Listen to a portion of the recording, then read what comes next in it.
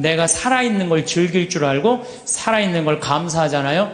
얼마나 행복한지 몰라요. 이게 5억짜리다, 5억짜리. 5억짜리다 이런 생각을 하면은요, 내가 지금 건강한 거요, 여기 지금 걸어서 버스 타고 오신 분들 너무 감사해요. 나는 지난주에 그 부천에서 온 몸이 안 좋은 그 남자애 참 잘생겼어요.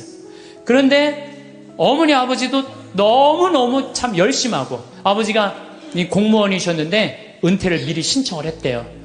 아이들이 둘이 더 건강이 안 좋으니까 내가 이 아이들이 더 중요하다고. 내가 이렇게 보면서 그 아이한테 그랬어.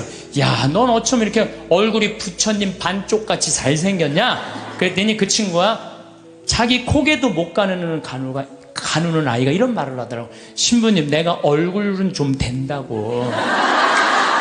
여러분들, 휠체어를 타고 아버지가 고개를 못 가눠갖고 뒤에다 목을 대주고 있는데 그 상태에서도 농담을 하고, 내 강론을 들면서 엄마 아빠한테 맨날 가르친대요. 신부님이 그렇게 하면 안 된다고 그러지 않았느냐. 그러면서 그 기쁨이 있는 아이를 보면서 제가, 우리 직원들이요, 너무너무 감동받았다는 거예요. 근데 건강한 우리가 매일 짜증 부리고 신경질 부리고 까먹고 하느님 은총 이렇게 주시는 저 빈님이 오시는 것도 올 때마다 감사합니다. 280억 내려주셔서 감사합니다.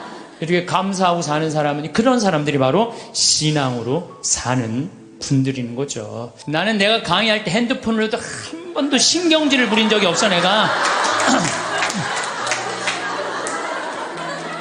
네. 한 번은 여기 내 앞에 강의를 들으러 오신 분이에요. 강의를 들으러 오신 분인데 핸드폰이 울리더라고요. 근데 내가 그날따라 그분이 마음이 딱 너무 예쁘게 생겨갖고, 나도 이쁜 여자한테 약해요. 할머니인데 너무 예쁘게 생겼어. 걱정하지 마시라고. 나도 어떨 때 강의하다 보면 내 바지에서 핸드폰이 울린다고. 걱정하지 마시라고. 근데 그분이 내 책 사인 받으러 사무실에 내려왔는데요, 그분이 내 강의를 듣고 개종을 한 거예요. 예비자 교리를 나가는 거예요. 근데 내가 그 자리에서 혼을 냈으면 대전에서부터 오셨다는데 얼마나 상처를 입었겠어요. 사람이요, 말 한마디에요, 사람을 살리기도 하고 죽이기도 하는 거예요. 근데 그날따라 왠지 위로를 하고 싶더라고. 걱정하지 말라고. 나는 내 강의 때 핸드폰을 한 번도 신경질 안 부려요. 까먹을 수도 있는 거지 뭐 그걸 갖고 신경질을 부려. 그러니까 마태복음 17장 20절에 이런 얘기가 나와요. 너희가 겨자씨 하나 알 만한 믿음이라도 있으면 이 산도로 여기서 저기로 옮겨가라 하더라도 그대로 옮겨갈 것이다. 그러니까 예수님이 그냥 본 거라고 못 뺄 게 없어? 겨자꽃밖에 본 게 없냐. 그러니까 비유로 겨자꽃. 예수님이 겨자 얘기를 괜히 한 게 아니구나. 그래갖고 우리가 또 꽃을 그 열매를 해보니까 씨가 우리 제일 조그만 뭐라 그래, 좁쌀보다도 훨씬, 깨보다도 훨씬 작아요. 근데 이게 자라갖고 3m. 그러니까 제자들이 이해가 돼요, 안 돼요? 이해가 되는 거예요. 2000년 지난 나도 이해가 되더라고요.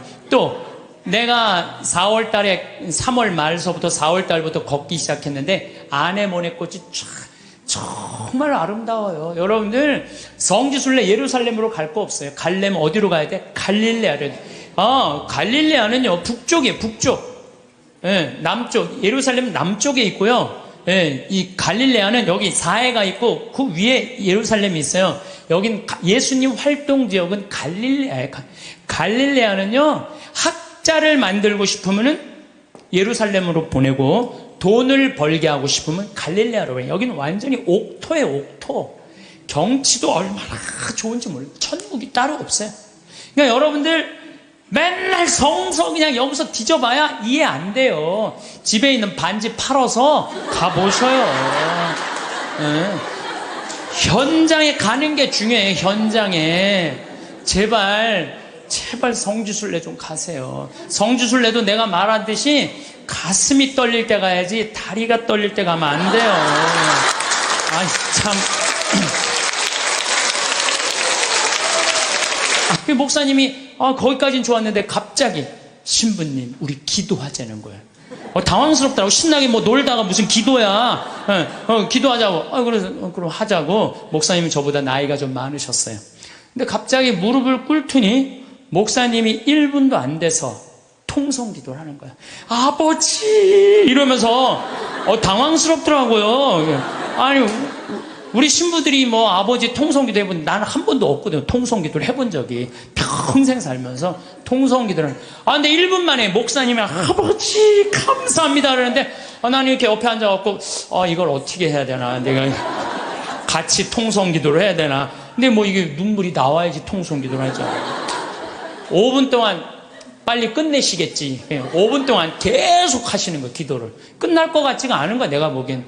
근데 옆에서 너무 애절하게 기도를 하니까요, 나도 이거 열심히 해야 되나 보다, 이런 생각이 들어갖고, 목사님은 가슴으로 기도하지만 나는 머리로 기도하잖아요. 그래서 예수님 감사합니다. 내가 수술하고 이렇게 이 당신 길을 걸으니까 너무 행복하다고. 그 나자렛에서부터 다볼산 지나고 뭐 가나 나인 뭐 이런 거 지나면서 밀반 뭐 겨자 뭐 그다음에 예수님은 여기 막 가시관한 그 사과, 그게 그렇게 아프더라고 해보니까. 그런 거 하는데 옆에서는 계속 아버지 그러면 막 그냥 분위기가 그냥 뭐 이상한 거예요, 분위기가. 근데 나도 그렇게 기도를 한 5분 10분 하는데 머리끝부터 뜨거워지기 시작하는 거야. 머리끝부터 막 뜨거워지는데 배가 막 뜨거운 거예요. 그래갖고 이렇게 배가 왜 뜨거우죠? 그리고 한 30분 동안을 계속 그냥 아버지하고 통성기도 옆에선 완전히 하느님 왜 그러죠? 이 배가 왜 이렇게 뜨겁죠? 그런데요, 그거 기도가 끝났는데 그날 이제 호텔에 가서 잠을 자는데요, 2년 만에 처음으로 한 번도 배 안 아프게 아침 밤 한 9시부터 다음날 6시까지 그대로 잔 거예요.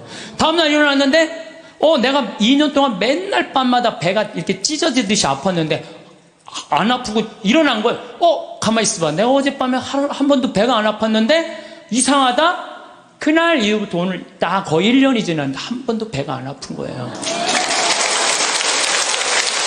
여러분들, 아니 이게 너무 신기한 거예요. 왜 신기하냐면은 그날 막 배가 막 뜨거운 게 느껴졌거든. 막 내 CD 듣고 막 온몸이 뜨거워진다 그래. 발가락에 감각 걸린 우리 음악 선생님처럼 그날 뭐 온몸이 뜨거웠더니 배가 막 뜨거운 거야. 그날부터 하나도 안 아픈 거예요. 그러니까 내가 1년 동안 강의를 250번을 해, 매일 3시간 이렇게 3시간 4시간씩 강의해도 돌아다니는 거예요. 그래서 저는요, 그날 목사님 옆에 너무 붙어서 기도한 게 내가 효과를 본 것 같아요. 하느님이 쐈는데, 목사님한테 쐈는데 이게 내가 너무 붙어 있어갖고 잘못 맞아갖고 나한테 온 거야, 나한테.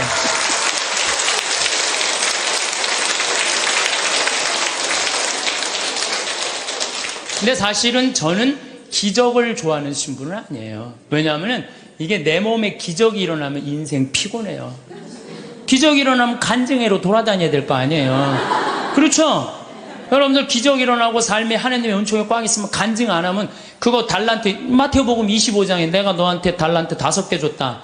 주인님 5개, 10개 만들어 왔습니다. 3개 줬다. 주인님 6개 만들어 왔습니다. 하나 줬네. 나는 주인님이 무서워갖고 땅속에 묻어뒀습니다. 그랬더니 이 게으른 종아, 내가 그럼 이자라도 놔야 될 거 아니냐? 은총을 줬는데 말 안 하고 가만히 있고 살면은 내가 나중에 하나님한테 어떻게. 난 그래서 은총 주지 말라 이거예요. 내 인생 피곤하니까. 제가 파티마 성모님 그 성지에 가서도, 파티마가 아니라 누르도 가서도 내가 이렇게 침수하잖아요. 내가 성모님한테 기도했어요. 제발 내 몸에 기적 일으키지 말라고. 인생 피곤하니까. 제가 갈릴리아에 가보니까 예수님은, 여러분들 우리가 오해하고 있는 게 있어요. 어떤 오해를 하냐면 예수님은 활동 무대가 예루살렘이 아니에요. 예루살렘은요, 3년 동안 내가 성서에서 날짜를 계산해 보니까 3년 동안 최대로 많이 있어봤자 20일을 예루살렘에 있지 않았어요. 예수님은 3년 내내 거의 어디 있었느냐면은 갈릴레아에 있었어요. 우리가 성서에서 들은 거의 모든 내용들은 대부분이 어디서 활동하신 거냐면 갈릴레아에서 활동하신 거예요. 그래서 나자렛에서 이제 우리 손철구 목사님이라고 목사님 한 분하고 저하고 이스라엘 투어 미니스트리라고 관광청에서 초청을 한 거예요. 예수님이 가신 60km를 복원을 해놨으니 한번 걸어봐라. 그리고 이제 평화방송하고 이 기독교 방송하고 저하고 우리 목사님하고 이제 갔죠. 갔는데 그 나자렛에서 시험산이라고 추락산, 한 380m 정도 되는 데인데, 정말로 밑에 바위가 있어요. 예수님 거기서 떨어졌으면요, 그날로 끝난 거예요. 시작하자마자. 근데 그 시험산, 그 바위산에 올라가 보니까요, 이스라엘 평야, 들어봤죠? 이스라엘 평야라는 얘기. 그 이스라엘 평야가 쫙 펼쳐져 있는데, 끝에 무슨 산이 있느냐면 깔멜산이 있어, 깔멜산. 깔멜산도 많이 들어봤죠? 깔멜회, 굉장히 많잖아요. 그 깔멜산이, 엘리야가 바알신 그 숭배하는 아세라 목상 부신대예요. 부시고 난 다음에 아합왕한테, 언제 비가 오느냐? 3년 동안 빈님이 오시지 않았고, 언제 오느냐? 좀만 기다려 보십시오. 종한테 가봐라. 저기 지중해 올라오느냐? 가봐라. 올라오느냐? 그래갖고, 7번째 가니까, 손바닥만한 게 올라옵니다. 그러니까 아합왕한테 뭐라 그래? 병거를 타고 빨리 가라고 그러잖아요. 그 이스라엘 평야가 그 시험산에 가보면 쫙 펼쳐져 있어요.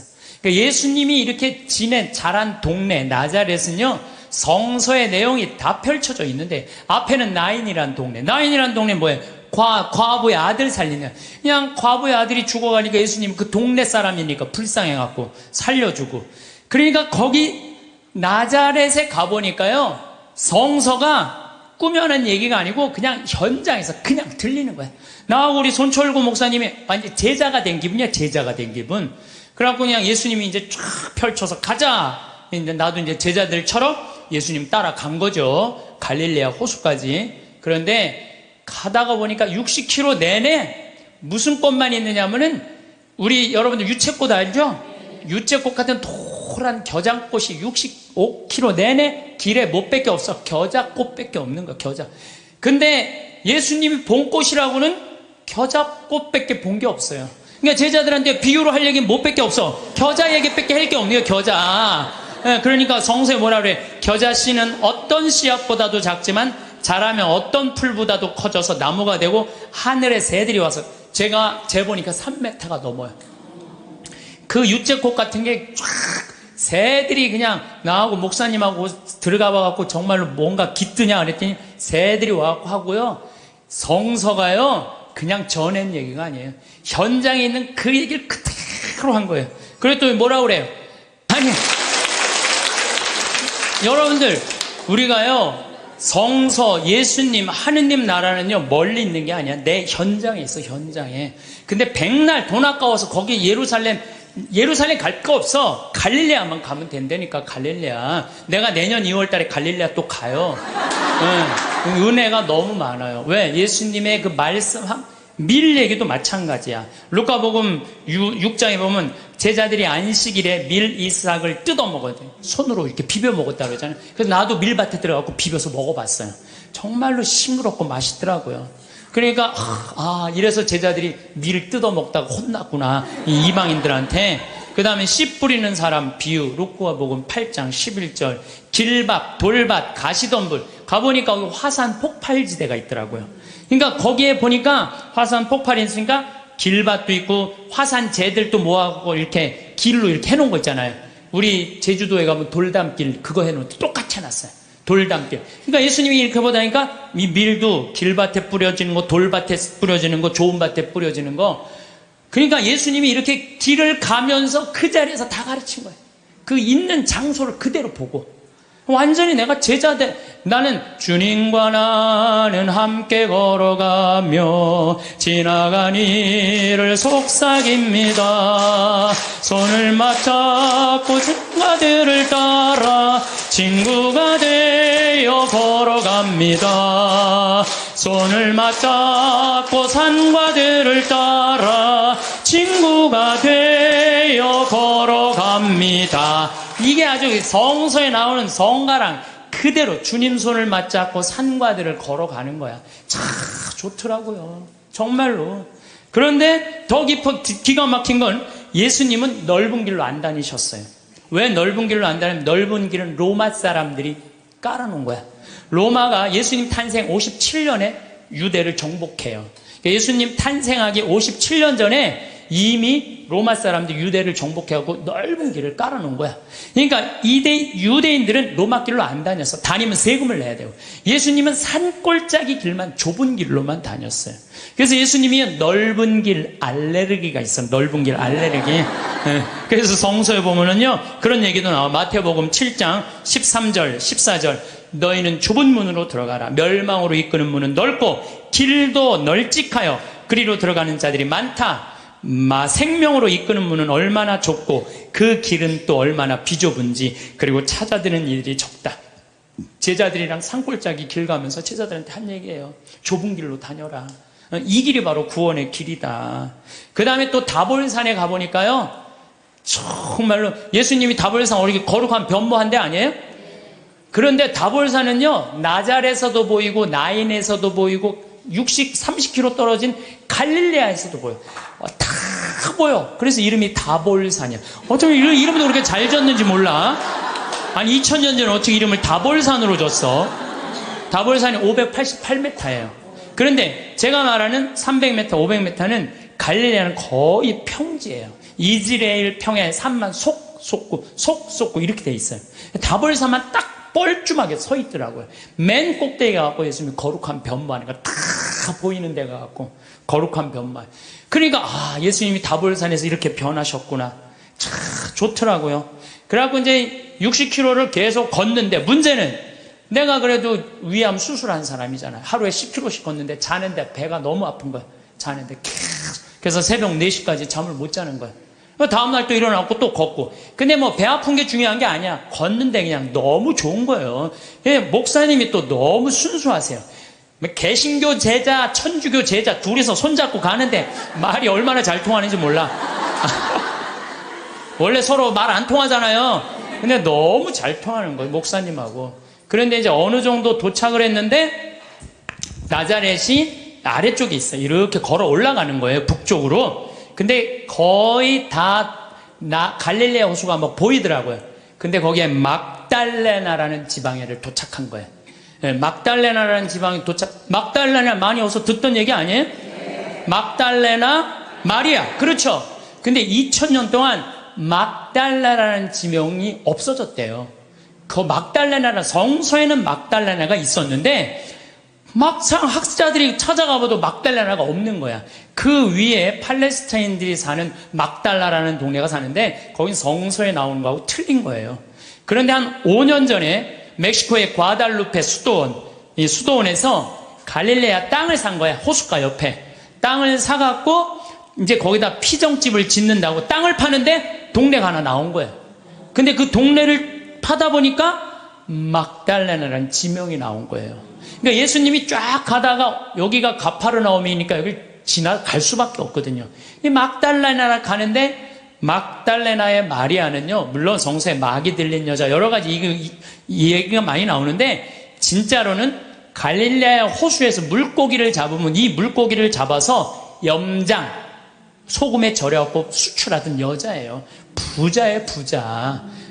수산나, 요한나, 헤로드의 그 집사, 쿠차의 아내, 요한나, 수산나들이 막달레나가 예수님을 뒤에서 재정적으로 도왔다고 성서에 나와요. 내가 또 찾아놨지 또. 성서에 나와요.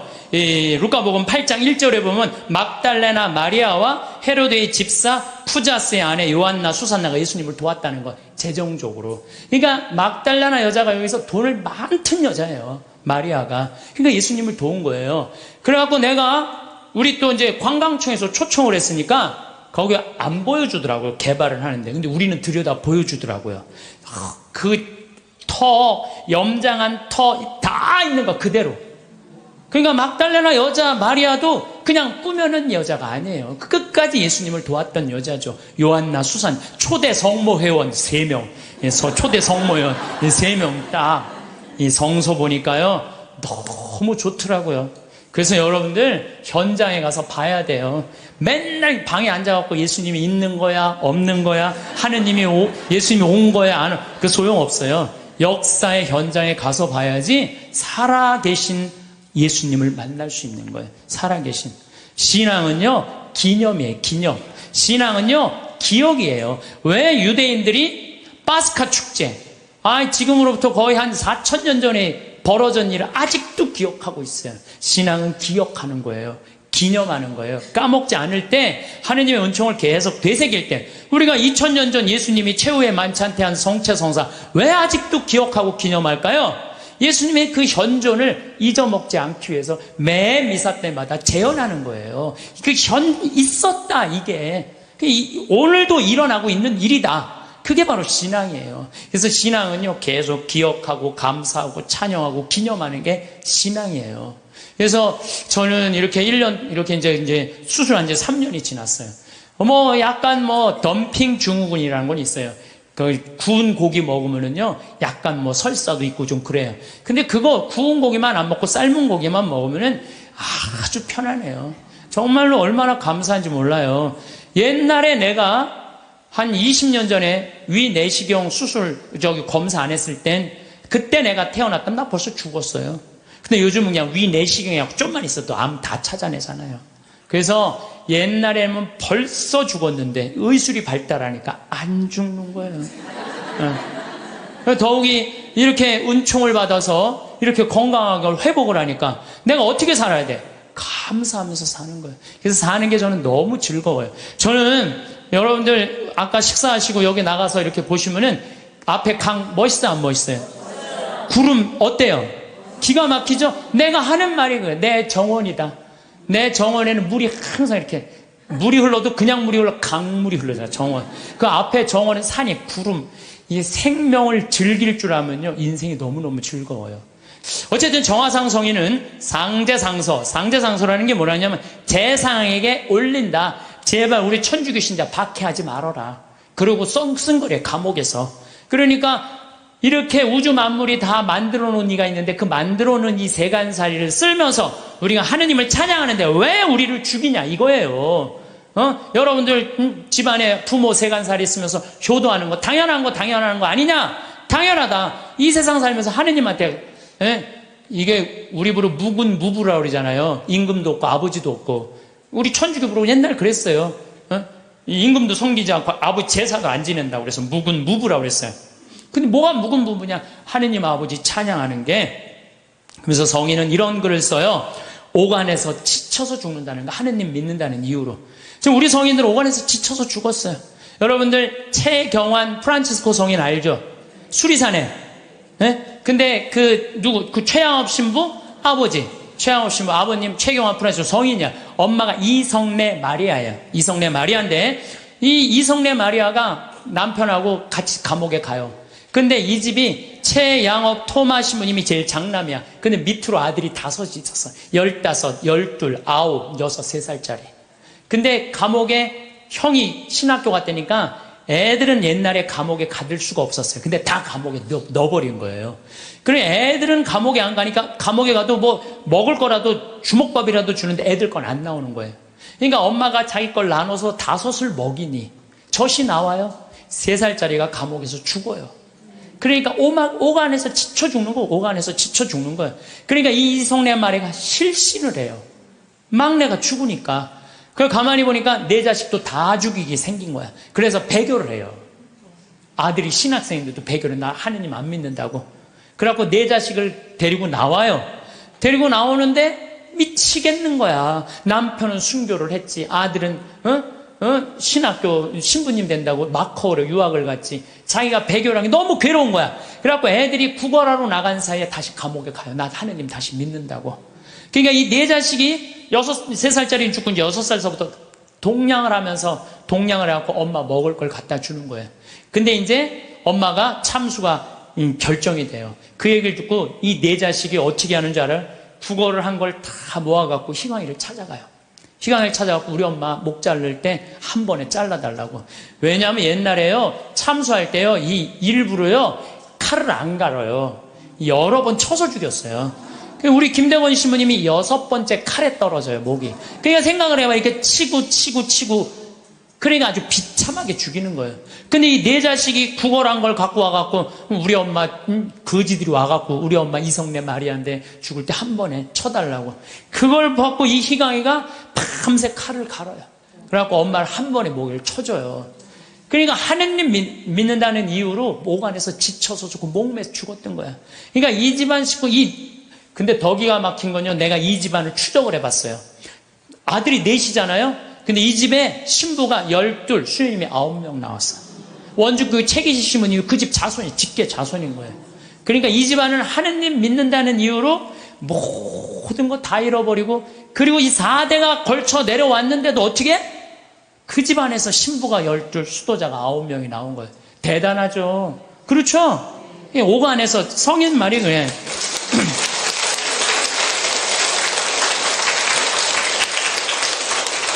오간에서는 지쳐서 죽고 문 밖에서는 목을 베는 죽임이 끊이지 않고 피눈물이 도랑을 이루었다는 거야. 우리 순교 성인들은요, 하느님 취미로 안 믿었어요. 하느님 어떻게 믿었어? 목숨을 걸고. 하느님 어떻게? 꽉 잡고 살았어요. 하느님.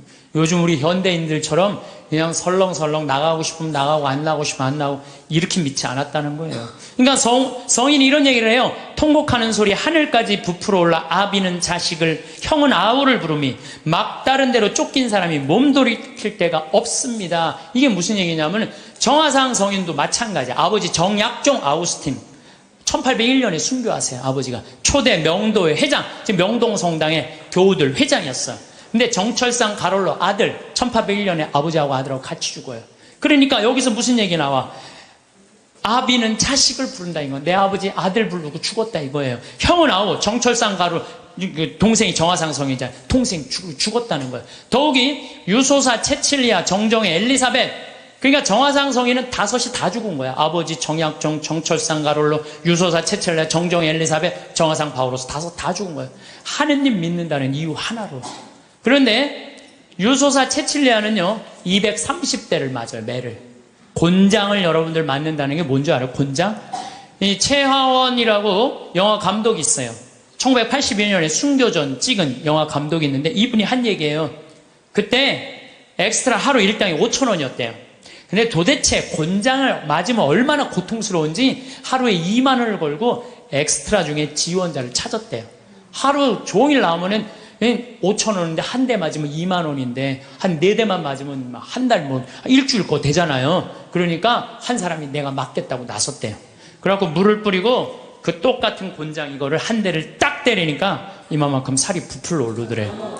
2대를 때리니까 피가 터지더래요. 2대 이상을 못 때렸대요. 이런 곤장을 72살 먹은 유소사 체칠리아가 230대를 맞은 거예요.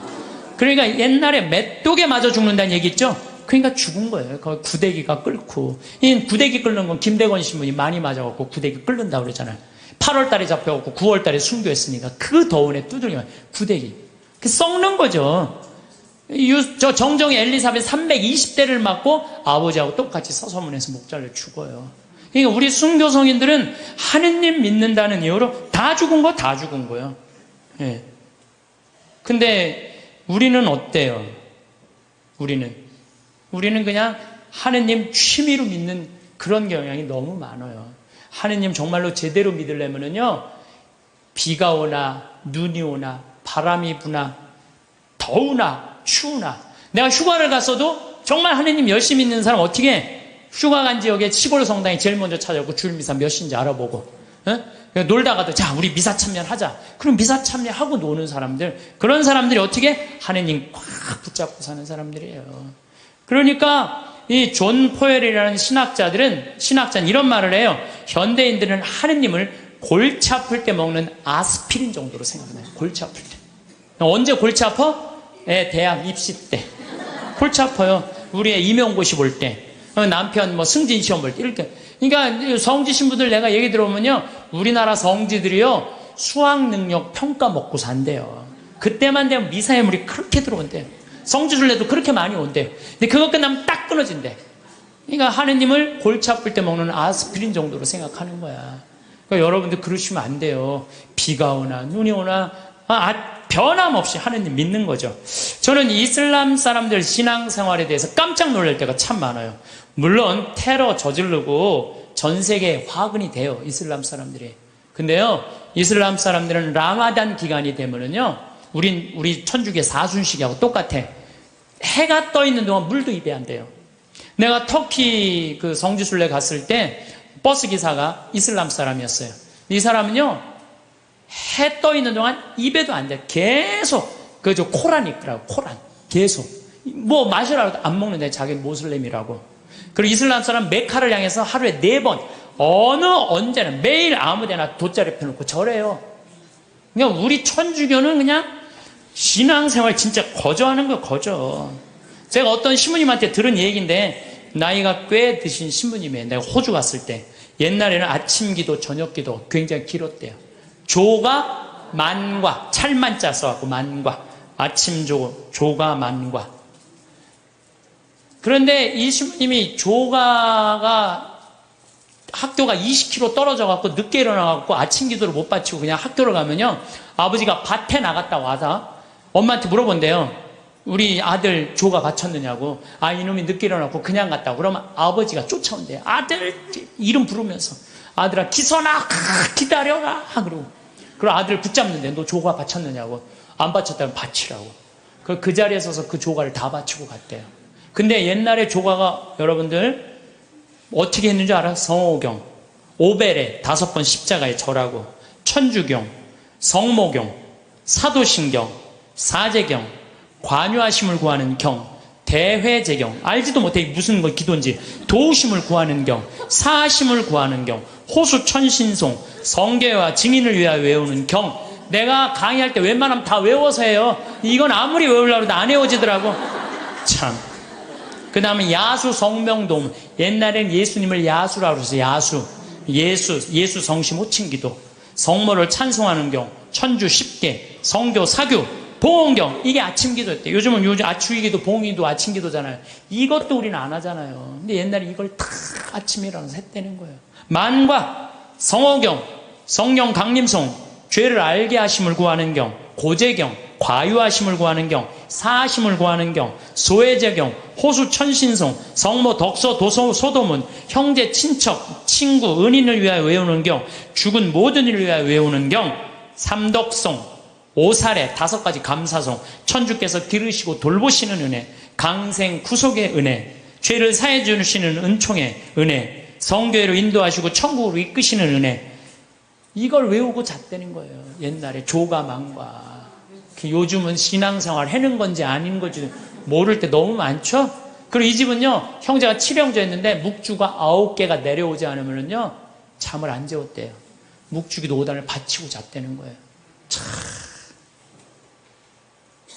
근데 내가 이걸 어디 가서 강의를 하니까요, 안양 중앙성당에 가서 강의를 하니까, 한 50분 된 정말 아주 참하고 예쁜 자매가 와서, 신부님 그 오빠가 우리 오빠예요. 그러더라고요.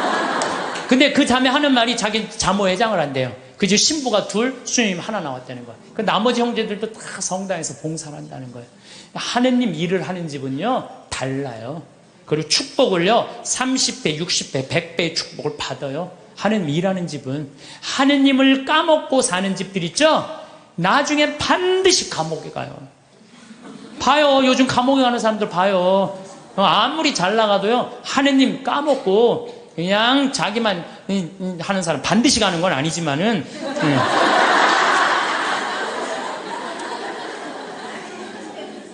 요즘처럼 성당 가려면 가고 말려면 말라는 식의 신앙교육이 아니었다는 우리 선조들은. 특히 여기 있는 엄마 아빠들, 자녀들 중고등학교 올라가면, 엄마 나 요즘 학원 다녀야 돼갖고 토요일날 너무 바빠, 나 성당 가는 거 힘들어. 그러면은요, 이 엄마는 그래, 학원 대학이 더 중요하지, 자기가 교황님도 아닌데, 그래 너 중고등학교 때 내 사면해줄게 라고 그냥 모른 척해요. 신앙이 어디로 밀려나는 건 2번째로 밀려나는 거예요. 첫 번째는 대학이니까. 그래갖고 그냥 애가 중고등학교 떠나면요, 영원히 떠나는 거예요. 하느님 이제 모르고 그냥 사는 거예요. 그 다음에 아무리 성당 나오라고 해도요, 성당 안 나와요.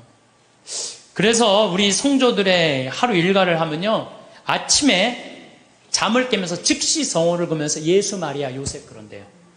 눈 뜨면 뭐라? 예수 마리아 요셉 그래. 눈 뜨면 예수 마리아 요셉. 나도 신학교 때, 내가 신학교 때 아침 기상종을 쳤어. 내 목소리가 크니까 기상종을 치면서 내가 베네디카무스 도미노, 이게 뭐냐면 주님을 찬미합시다라는 거. 아침에 그 기숙사 전체 강당에 내 소리가 다 울려요. 목소리 워낙 크니까. 그러면 이제 신학생들이 누워서 그 소리가 들리면은 침대에서 데오 그라시아 하나님께 감사합시다. 그리고 하루를 시작했다는 거예요. 그리고 우리 성도들은 예수, 마리아, 요셉 이렇게 하면서 기도가 제 마음을 주님께 드리며 구하오니 주님은 오늘 제 마음을 받아 오늘 내 마음을 받아 하루를 온전히 받아 누려 쓰시라는 거예요. 모든 세상 만물이 제 마음을 어지럽히기를 허락지 마소서. 눈 뜨자마자 하느님 생각하면서 예수, 마리아, 요셉 그러면서 그리고 일어나면서 십자가에 5번 절했다는 거예요. 옛날에 부모님한테 일어나자마자 아침 문안 인사드리듯이 십자가에 5번 절했다는 거죠. 옷을 입으면서도 하느님 예전에 저를 벗기소서. 그리고 저를 새 사람으로 입히소서. 곧 저에게 예수님의 거룩한 마음을 입히소서. 옷을 입으면서도 뭐 해달라는 거야?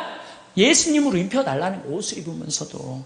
더욱이 세수하면서 더 기가 막혀. 하느님 저는 제 육신을 씻으니 청컨대 주님은 제 영혼을 씻으시고 제 마음을 깨끗하게 하시고 제 영혼에 더러운 것을 없이 하시고. 씻으면서도 나는 육신을 씻으니 하느님은 뭘 씻어달라는 거야? 내 영혼을 씻어달라. 나는요 사실 이렇게 목욕을 좋아해요. 우리 암 환자들은 뜨거운 게 좋대요. 42도가 넘는 게.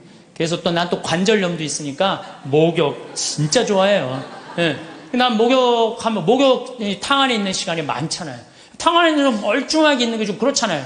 근데 목욕탕에 있으면서 묵주기도를 항상 해요. 그래서 난 묵주기도를 하면서 참 미안했어요. 빨개 벗고 묵주기도 하는 게 미안했어요. 성모님한테도 미안하고 예수님한테도 미안하고. 근데 내가 이거를 구산성지 신부한테 들으면서요. 아, 우리 성도들은 세수를 하면서도 나는 내 영혼을 씻으니 육신을 씻으니 당신은 영혼을 씻어. 나 그러면서 그때부터 안 미안했어요. 내가 이 영혼이 깨끗하고 나 오늘 아침에도 여러분들 강의한다고 목욕했어요. 아침에 고통의 신비 5단에서 오늘 저 화요일이잖아요. 너무 좋아요. 그냥 마음이 차분한 거예요. 기도를 하면은. 우리 얼마나 좋아요. 얼굴을 씻으면서도 나는 내 육신을 씻으니 당신은 내 영혼의 더러운 것을 없이 하여 주소서. 식사할 때는 사도 바오로처럼 너희들은 먹거나 마시거나 혹은 다른 일을 행하거나 다 하느님의 영광을 위하여 돼. 우리 주 예수 그리스도를 통하여. 여러분 오늘 곤드레 밥 먹으면서 뭐라 그래? 내가 먹거나 마거나 다 누구를 위해서? 하느님의 영광을 위해서. 이야 웬 곤드레 그냥 막 먹고 그냥 아무 생각 없이. 내가 먹는 이 힘도 다 누구를 위해서 쓰는 거? 하느님의 영광을 위해서 쓴다. 하느님의 영광을 위해서. 야, 나는 우리 선조들 이렇게 사는 모습을 보면서 정말 반성 많이 했어요. 그리고 일할 때 제 본분을 다하여 생활하면 저를 위함이 아니라 하느님을 위하며 재물을 탐함이 아니며 교만함을 위함이 아니며 쾌락을 도모함이 아니라 겸손과 공로와 순명함을 위하며 땅에서 갚음을 바라지 않고 하늘에서 갚음을 바라나이다. 일을 하면서도 그 잘 때 제 영혼을 주님 손에 드리나이다. 거룩한 죽음을 맞게 하소서. 성도들은 하루 종일 하느님 속에서 살았다는 거예요. 그래서 내가 신학교 때 우리 신학생들이 모여갖고 한번 얘기해. 야, 우리 하루 성호 몇 번 긋냐? 하루 성호를 몇 번, 57번을 긋더라고. 하루 종일. 일어나서 긋죠? 아침 밥 먹을 때 4번 긋죠? 그렇잖아요. 주님, 성부와 성자성 주님 은혜로 내려주신 의식을 강복하소서. 성호 또 긋잖아요. 다 먹고 전능하신 주님을 참여합시다. 그리고 그냥 세상을 떠난 모든 교우들이 천재자비하시면 평안히 또 그 4번 긋잖아요. 밥 3끼만 먹어도 12번을 긋는 거예요. 12번. 그렇죠? 근데 우리는 어떻게 해요? 먹을 땐 긋는데도 또 먹고 나면 또 안 긋는 사람들 많아요. 네. 먹고 나면 안 긋는 사람들 많아요. 그 다음에 신학교 때 아침 성물대 할 때 긋죠. 주가리안 노래할 때 긋죠. 강복 받을 때 긋죠. 미사할 때 긋죠. 미사할 때 복음할 때 3번 긋잖아. 조그만 거 이렇게 3번. 네, 3번. 끝날 때 이것만 해도 5번, 10번입니다. 수업 시작할 때 긋고 끝날 때 긋고. 신학교는요 체육 시작할 때도 가요. 운동할 때도 긋고. 간식 먹을 때도 거. 요즘 어떤 신부님은 1,000원 이하는 긋지 말라. 1,000원 이하도 거요. 네, 1,000원 이하도 그세요. 1,000원 이하도 그셔. 그래갖고 정말 나는 우리 지금 500만 천주교 교우들이요 밥 먹을 때 그리고 지나가면서 불쌍한 사람 볼 때도 없고 만약에 누구 교통사고 나는데 누구 피했으면 아이고 감사합니다 긋고 그리고 여러분들 운전할 때 탈 때 긋고 내릴 때 감사하다고 긋고 이것만 거도요 최소한 30번 이상은 커요. 성어를 많이 금은 글수록요 이거 내가 누구 자식이라는 거야? 하느님의 자식이라는 거예요. 루카복음 12장 8절에 보면 내가 너희에게 말한다. 누구든지 사람들 앞에서 나를 안다고 증언하면 사람의 아들도 하느님의 천사들 앞에서 그를 안다고 증언할 것이다. 근데 여러분들 밥 먹을 때 남들이 보면 성당 안 다니는 친구들이 있으면 성호 긋는 거 좀 창피하잖아요. 그러니까 안 거. 그러면 안다고 증언하는 거 아니잖아요. 그럼 예수님도 하느님 천사 앞에서 안다고 증언할 것 같아요? 안 할 것 같아요? 증언 안 해. 그세요. 자신 있게. 한 번 긋고 두 번 그면요 점점 자신 있어져요. 그세요. 미안할 거 하나 없어요. 왜? 하느님 꽉 붙잡고 살려면 어떻게? 거야 돼요. 그 긋는 사람이 죽을 때 가슴에 뭐가 있는 사람들이야? 여건 있는 사람들이야. 그런 사람들 죽을 때 어떻게 주소가 씩 웃으면서 죽을 수 있는 거예요. 아, 근데 그냥 밥 먹을 때 미안하다가 안 긋고, 다른 친구들한테 창피하다가 안 긋고, 성당도 나가고, 나갈 날 안 나가고, 이런 사람 죽을 때 불안해요. 초조하게 죽는단 말이에요. 하느님 꽉 붙잡고 사시면서, 정말 여건에, 가슴 안에 있는 여건 찢지 마세요. 찢지 마시고, 꼭 간직하다가, 여러분들 언제 어느 순간에 돌아가셔도, 난 이제 어디 간다? 하느님 아버지 집에 간다. 그런 분들은 절대 죽음이 우리를 불안하게 안 한다는 거예요. 신부님, 이렇게 신앙 강요하다가는요, 우리 집 자식들 다 가출합니다. 다 가출합니다. 요즘 시대가 어느 시대인데 그렇게 물론 우리가 신앙교육을 잘못하는 게 있어요. 유대인들은요, 삶과 신앙을 분리하지 않습니다. 제가 작년에 이스라엘 갔다 왔을 때 이스라엘에서 초청을 했으니까 보통 성지순례 갈 때는 성지순례 온 사람들끼리만 묶어갖고 호텔로 가잖아요. 근데 이번에는 전부 유대인들 머무르는 호텔을 다 갔어요. 근데 유대인들 머무르는 호텔도 또 완전히 오리지널 종교인들이 모이는 데가 있어요. 그래서 내가 하루는 내려가서 밥을 먹으려는데 잘못 찾아갖고 걔네들 간 데로 간 거예요. 분위기가 이상하더라. 다 머리 이상한 거 쓰고 다른 데 앉아 있었어요. 그런데요, 제가 놀라운 장면을 봤어요.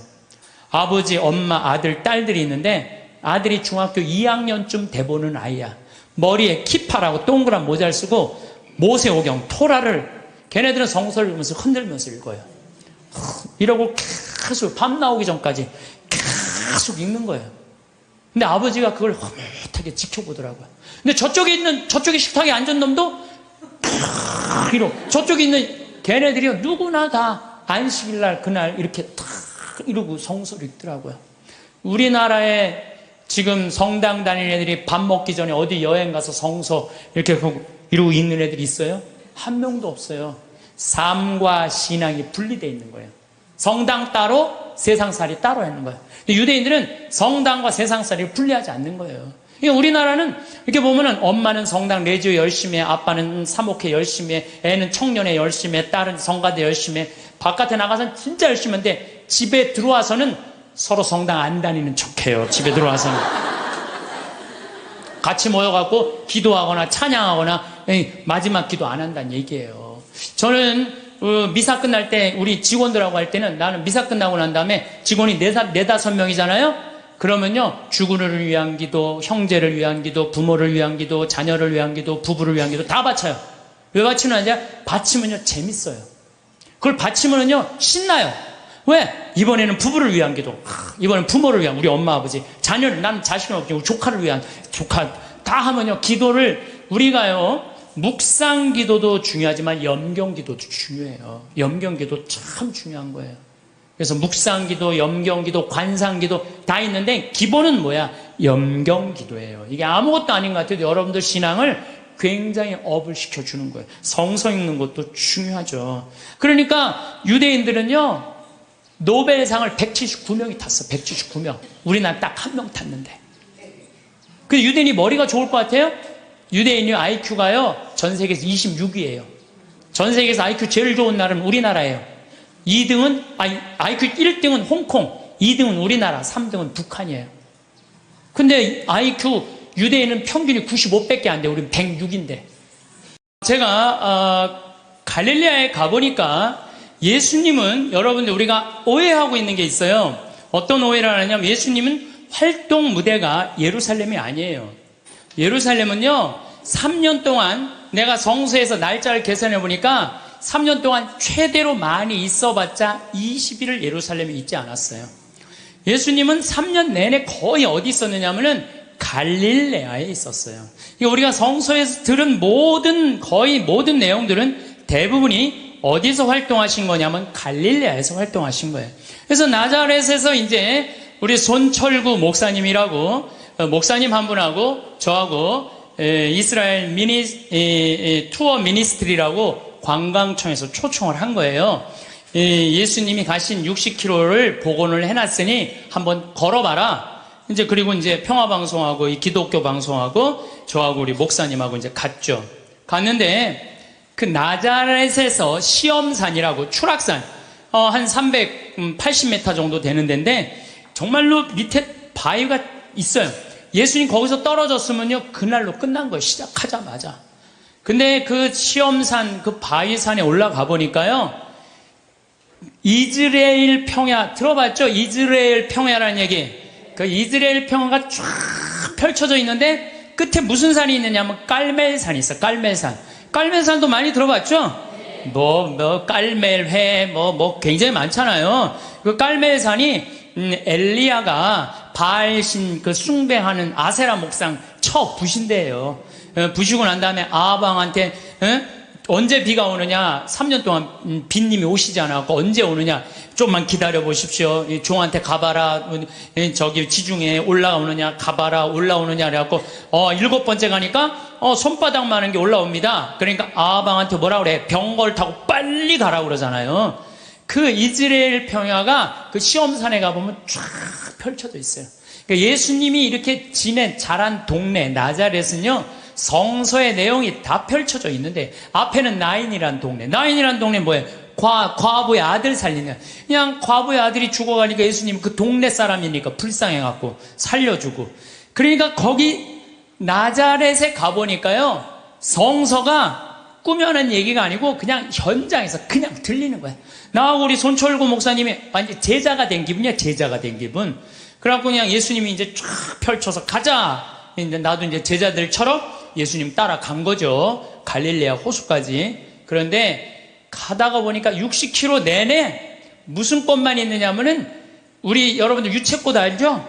유채꽃 같은 노란 겨장꽃이 65km 내내 길에 못밖에 없어. 겨자꽃밖에 없는 거야. 겨자. 근데 예수님이 본 꽃이라고는 겨자꽃밖에 본 게 없어요. 그러니까 제자들한테 비유로 할 얘기는 못밖에 없어. 겨자 얘기밖에 할 게 없네요. 겨자. 그러니까 성서에 뭐라 그래? 겨자씨는 어떤 씨앗보다도 작지만 자라면 어떤 풀보다도 커져서 나무가 되고 하늘의 새들이 와서 제가 재보니까 3m가 넘어요. 그 유채꽃 같은 게 쫙 새들이 그냥 나하고 목사님하고 들어가 봐갖고 정말로 뭔가 깃드냐 그랬더니 새들이 와갖고 하고요. 성서가요 그냥 전한 얘기가 아니에요. 현장에 있는 그 얘기를 그대로 한 거예요. 그랬더니 뭐라 그래요? 아니 여러분들 우리가요 성서 예수님 하느님 나라는요 멀리 있는 게 아니야. 내 현장에 있어. 현장에. 근데 백날 돈 아까워서 거기 예루살렘 갈 거 없어. 갈릴레아만 가면 된다니까. 갈릴레아. 내가 내년 2월 달에 갈릴레아 또 가요. 은혜가 너무 많아요. 왜? 예수님의 그 말씀 밀 얘기도 마찬가지야. 루카복음 6장에 보면 제자들이 안식일에 밀 이삭을 뜯어 먹어야 돼. 손으로 이렇게 비벼 먹었다 그러잖아요. 그래서 나도 밀밭에 들어가고 비벼서 먹어봤어요. 정말로 싱그럽고 맛있더라고요. 그러니까 이래서 제자들이 밀 뜯어 먹다가 혼났구나 이 이방인들한테. 그 다음에 씨 뿌리는 사람 비유 루카복음 8장 11절 길밭 돌밭 가시덤불 가보니까 화산 폭발지대가 있더라고요. 그러니까 거기에 보니까 화산 폭발이 있으니까 길밭도 있고 화산재들도 모아갖고 이렇게 길로 이렇게 해놓은 거 있잖아요. 우리 제주도에 가면 돌담길 그거 해놓은 똑같이 해놨어요. 돌담길. 그러니까 예수님이 이렇게 보다니까 이 밀도 길밭에 뿌려지는 거, 돌밭에 뿌려지는 거, 좋은 밭에 뿌려지는 거. 그러니까 예수님이 이렇게 길을 가면서 그 자리에서 다 가르친 거예요. 그 있는 장소를 그대로 보고. 완전히 내가 제자들. 나는 주님과 나는 함께 걸어가며 지나간 이를 속삭입니다. 손을 맞잡고 친구들을 따라 친구가 되어 걸어갑니다. 손을 맞잡고 산과 들을 따라 친구가 되어 걸어갑니다. 이게 아주 성서에 나오는 성가랑 그대로 주님 손을 맞잡고 산과들을 걸어가는 거야. 참 좋더라고요. 정말로. 그런데 더 기가 막힌 건 예수님은 넓은 길로 안 다니셨어요. 왜 넓은 길로 안 다니면 넓은 길은 로마 사람들이 깔아놓은 거야. 로마가 예수님 탄생 57년에 유대를 정복해요. 예수님 탄생하기 57년 전에 이미 로마 사람들 유대를 정복해갖고 넓은 길을 깔아놓은 거야. 그러니까 유대인들은 로마 길로 안 다녔어. 다니면 세금을 내야 되고. 예수님은 산골짜기 길만, 좁은 길로만 다녔어요. 그래서 예수님이 넓은 길 알레르기가 있어. 넓은 길 알레르기. 그래서 성서에 보면은요, 그런 얘기도 나와. 마태복음 7장 13절, 14절. 너희는 좁은 문으로 들어가라. 멸망으로 이끄는 문은 넓고 길도 널찍하여 그리로 들어가는 자들이 많다. 생명으로 이끄는 문은 얼마나 좁고 그 길은 또 얼마나 비좁은지, 그리고 찾아드는 이들이 적다. 제자들이랑 산골짜기 길 가면서 제자들한테 한 얘기예요. 좁은 길로 다녀라. 이 길이 바로 구원의 길이다. 그 다음에 또 다볼산에 가보니까요, 정말로 예수님이 다볼산 어떻게 거룩한 변모한 데 아니에요? 그런데 다볼산은요, 나잘에서도 보이고 나인에서도 보이고 30km 떨어진 갈릴레아에서도 보여. 다 보여. 그래서 이름이 다볼산이야. 어쩌면 이름도 그렇게 잘 졌는지 몰라. 아니 2000년 전에 어떻게 이름을 다볼산으로 줬어? 다볼산이 588m예요. 그런데 제가 말하는 300m, 500m는 갈릴레아는 거의 평지예요. 이스라엘 평야 산만 속 솟고 이렇게 돼 있어요. 다볼산만 딱 뻘쭘하게 서 있더라고요. 맨 꼭대기에 가고 예수님이 거룩한 변모하니까 다 보이는 데가 갖고 거룩한 변모. 그러니까 예수님이 다볼산에서 이렇게 변하셨구나. 참 좋더라고요. 그래갖고 이제 60km를 계속 걷는데, 문제는 내가 그래도 위암 수술한 사람이잖아요. 하루에 10km씩 걷는데 자는데 배가 너무 아픈 거야. 자는데 계속. 그래서 새벽 4시까지 잠을 못 자는 거야. 다음날 또 일어나고 또 걷고. 근데 뭐 배 아픈 게 중요한 게 아니야. 걷는데 그냥 너무 좋은 거예요. 목사님이 또 너무 순수하세요. 개신교 제자, 천주교 제자 둘이서 손잡고 가는데 말이 얼마나 잘 통하는지 몰라. 원래 서로 말 안 통하잖아요. 근데 너무 잘 통하는 거예요, 목사님하고. 그런데 이제 어느 정도 도착을 했는데 나자렛이 아래쪽에 있어요. 이렇게 걸어 올라가는 거예요, 북쪽으로. 근데 거의 다 갈릴레아 호수가 막 보이더라고요. 근데 거기에 막달레나라는 지방에를 도착한 거예요. 막달레나라는 지방에 막달레나 많이 어서 듣던 얘기 아니에요? 네. 막달레나 마리아. 그렇죠. 근데 2000년 동안 막달레나라는 지명이 없어졌대요. 그 막달레나라, 성서에는 막달레나가 있었는데 막상 학자들이 찾아가봐도 막달레나가 없는 거야. 그 위에 팔레스타인들이 사는 막달라라는 동네가 사는데 거긴 성서에 나오는 거하고 틀린 거예요. 그런데 한 5년 전에 멕시코의 과달루페 이 수도원에서 갈릴레아 땅을 산 거야. 호숫가 옆에 땅을 사갖고 이제 거기다 피정집을 짓는다고 땅을 파는데 동네가 하나 나온 거야. 근데 그 동네를 파다 보니까 막달레나라는 지명이 나온 거예요. 그러니까 예수님이 쫙 가다가 여기가 가파르나움이니까 여기 지나갈 수밖에 없거든요.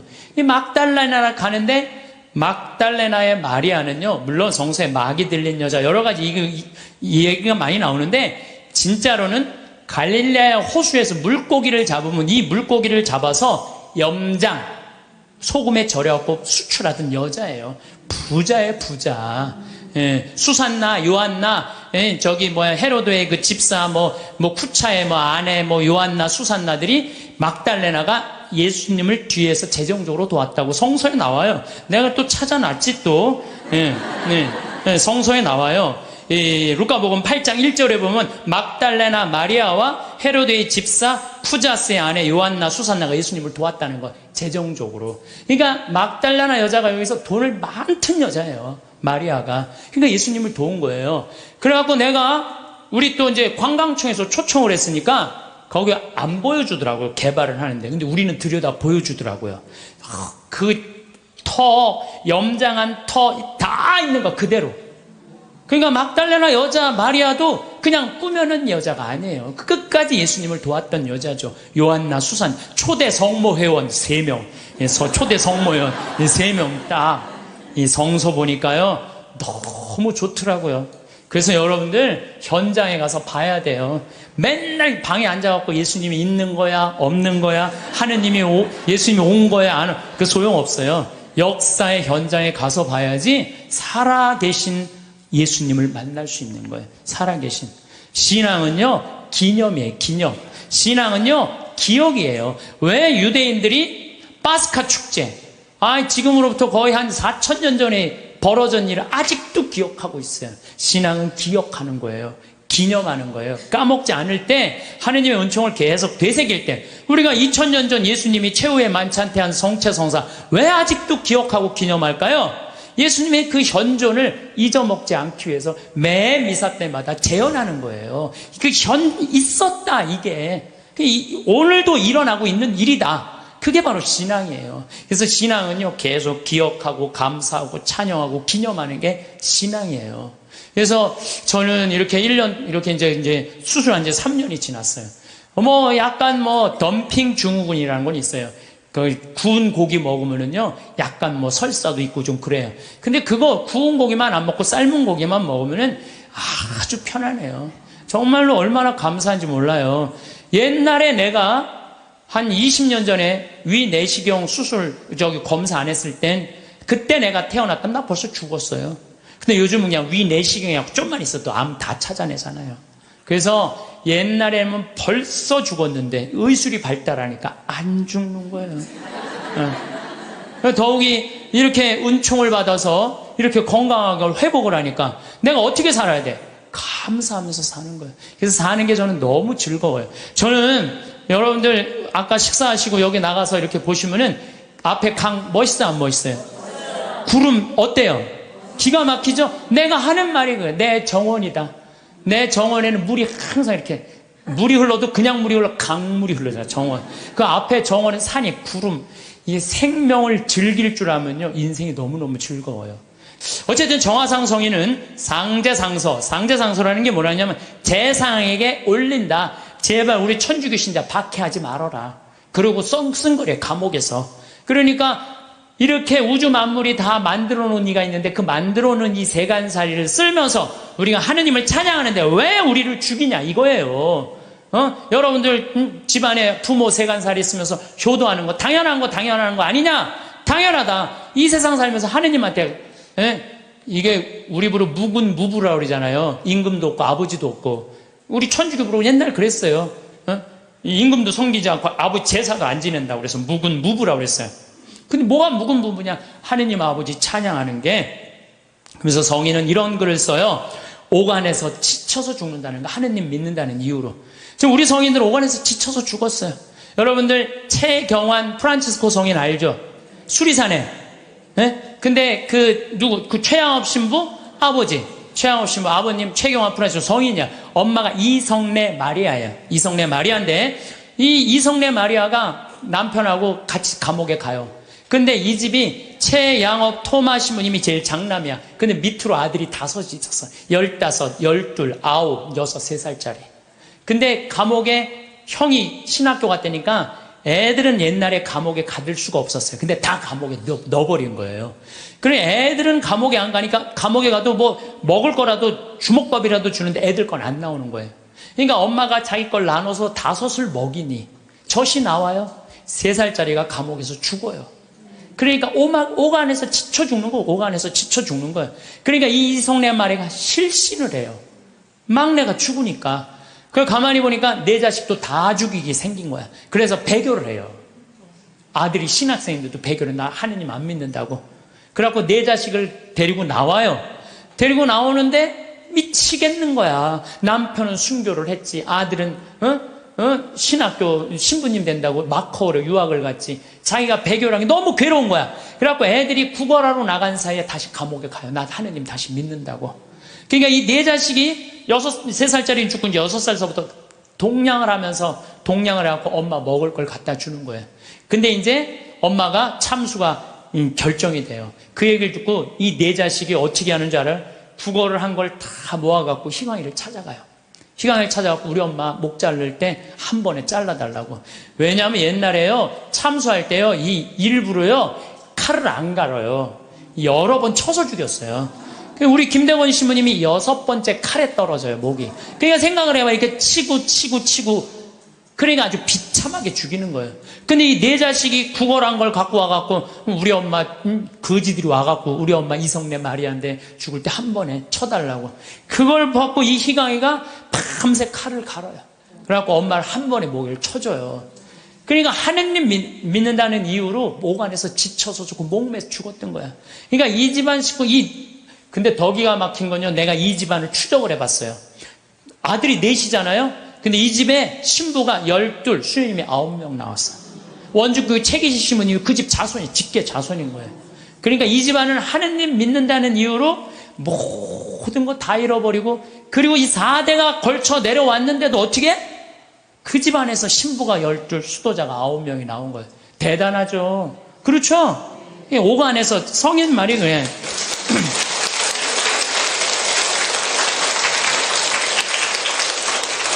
오간에서는 지쳐서 죽고 문 밖에서는 목을 베는 죽임이 끊이지 않고 피눈물이 도랑을 이루었다는 거야.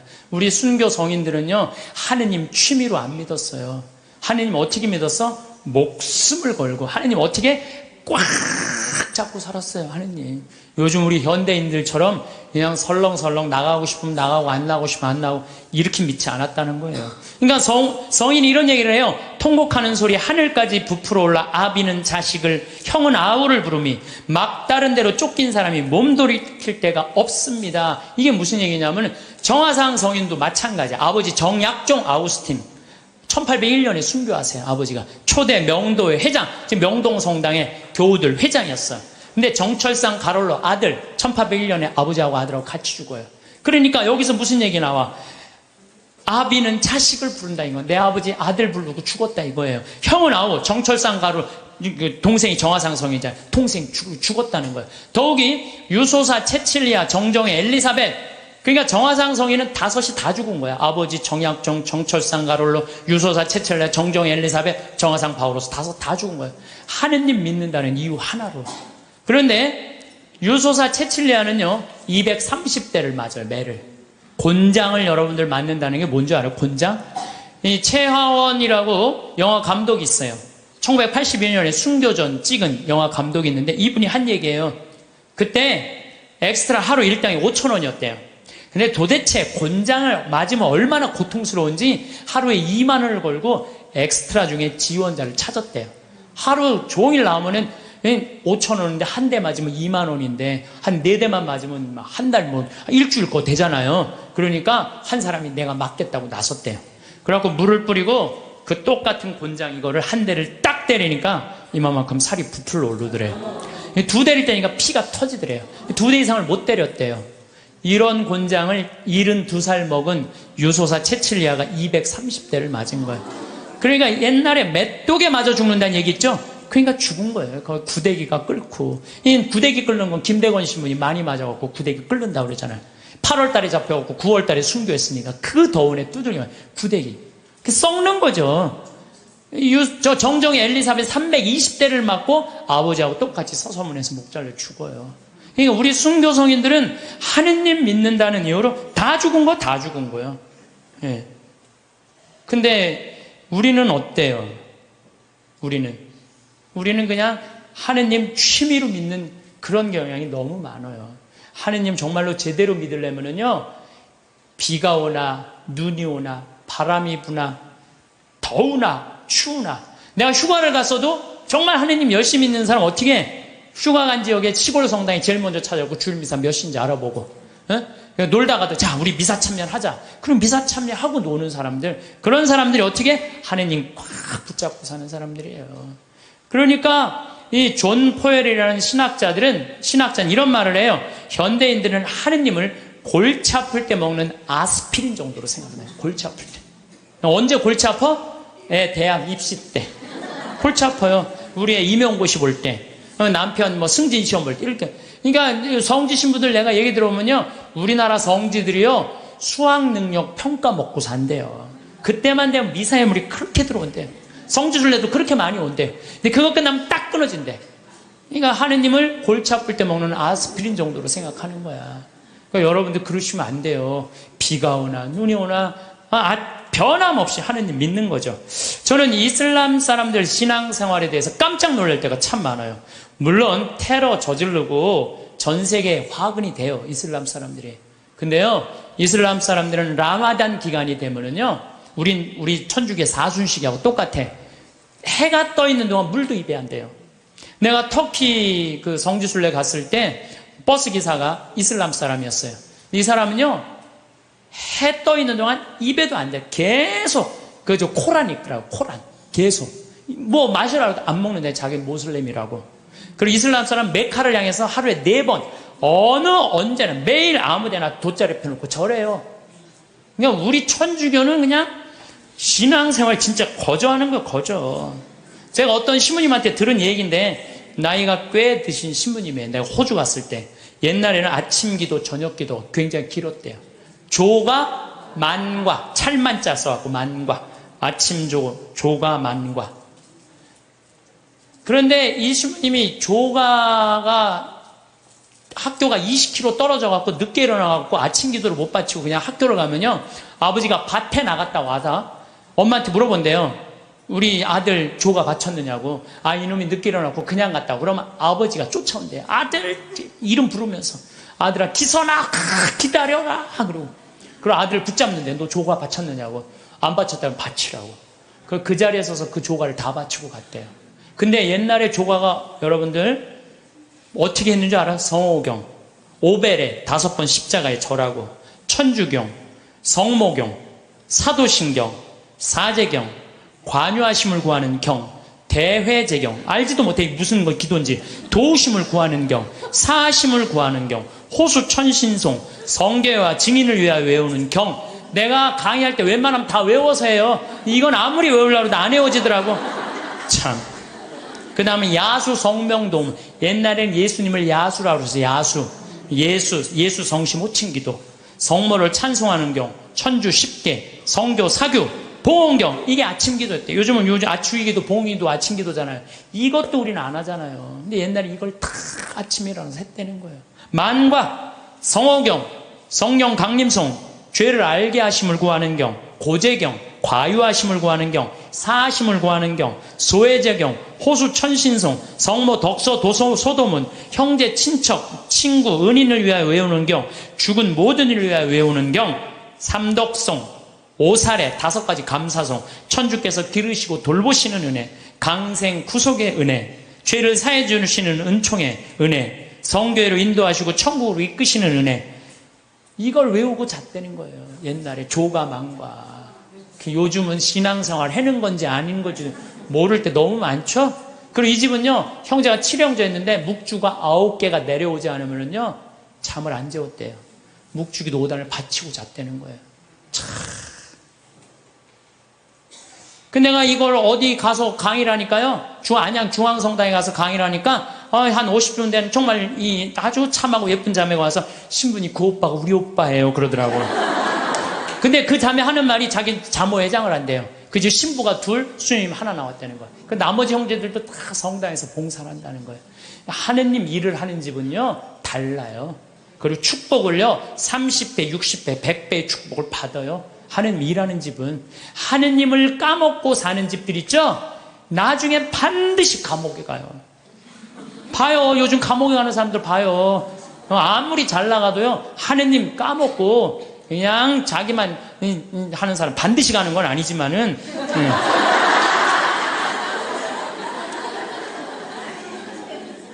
요즘처럼 성당 가려면 가고 말려면 말라는 식의 신앙교육이 아니었다는 우리 선조들은. 특히 여기 있는 엄마 아빠들, 자녀들 중고등학교 올라가면, 엄마 나 요즘 학원 다녀야 돼갖고 토요일날 너무 바빠, 나 성당 가는 거 힘들어. 그러면은요, 이 엄마는 그래 학원 대학이 더 중요하지, 자기가 교황님도 아닌데 그래 너 중고등학교 때 내 사면해줄게 라고 그냥 모른 척해요. 신앙이 어디로 밀려나는 건 2번째로 밀려나는 거예요. 첫 번째는 대학이니까. 그래갖고 그냥 애가 중고등학교 떠나면요 영원히 떠나는 거예요. 하느님 이제 모르고 그냥 사는 거예요. 그 다음에 아무리 성당 나오라고 해도요 성당 안 나와요. 그래서 우리 성조들의 하루 일과를 하면요, 아침에 잠을 깨면서 즉시 성호를 그면서 예수 마리아 요셉 그런데요. 눈 뜨면 뭐라? 예수, 마리아, 요셉. 그래, 눈 뜨면 예수, 마리아, 요셉. 나도 신학교 때 내가 신학교 때 아침 기상종을 쳤어. 내 목소리가 크니까 기상종을 치면서 내가 베네디카무스 도미노, 이게 뭐냐면 주님을 찬미합시다라는 거. 아침에 그 기숙사 전체 강당에 내 소리가 다 울려요. 목소리가 워낙 크니까. 그러면 이제 신학생들이 누워서 그 소리가 들리면은 침대에서 데오그라시아, 하느님께 감사합시다. 그리고 하루를 시작했다는 거예요. 그리고 우리 성도들은 예수, 마리아, 요셉 이렇게 하면서 기도가 제 마음을 주님께 드리며 구하오니 주님은 오늘 제 마음을 받아 오늘 내 마음을 받아 하루를 온전히 받아 누려 쓰시라는 거예요. 모든 세상 만물이 제 마음을 어지럽히기를 허락지 마소서. 눈 뜨자마자 하느님 생각하면서 예수, 마리아, 요셉 그러면서, 그리고 일어나서 십자가에 5번 절했다는 거예요. 옛날에 부모님한테 일어나자마자 아침 문안 인사 드리듯이 십자가에 5번 절했다는 거죠. 옷을 입으면서도 하느님 예전에 저를 벗기소서, 그리고 저를 새 사람으로 입히소서, 곧 저에게 예수님의 거룩한 마음을 입히소서. 옷을 입으면서도 뭐 해달라는 거야? 예수님으로 입혀달라는 거야. 옷을 입으면서도.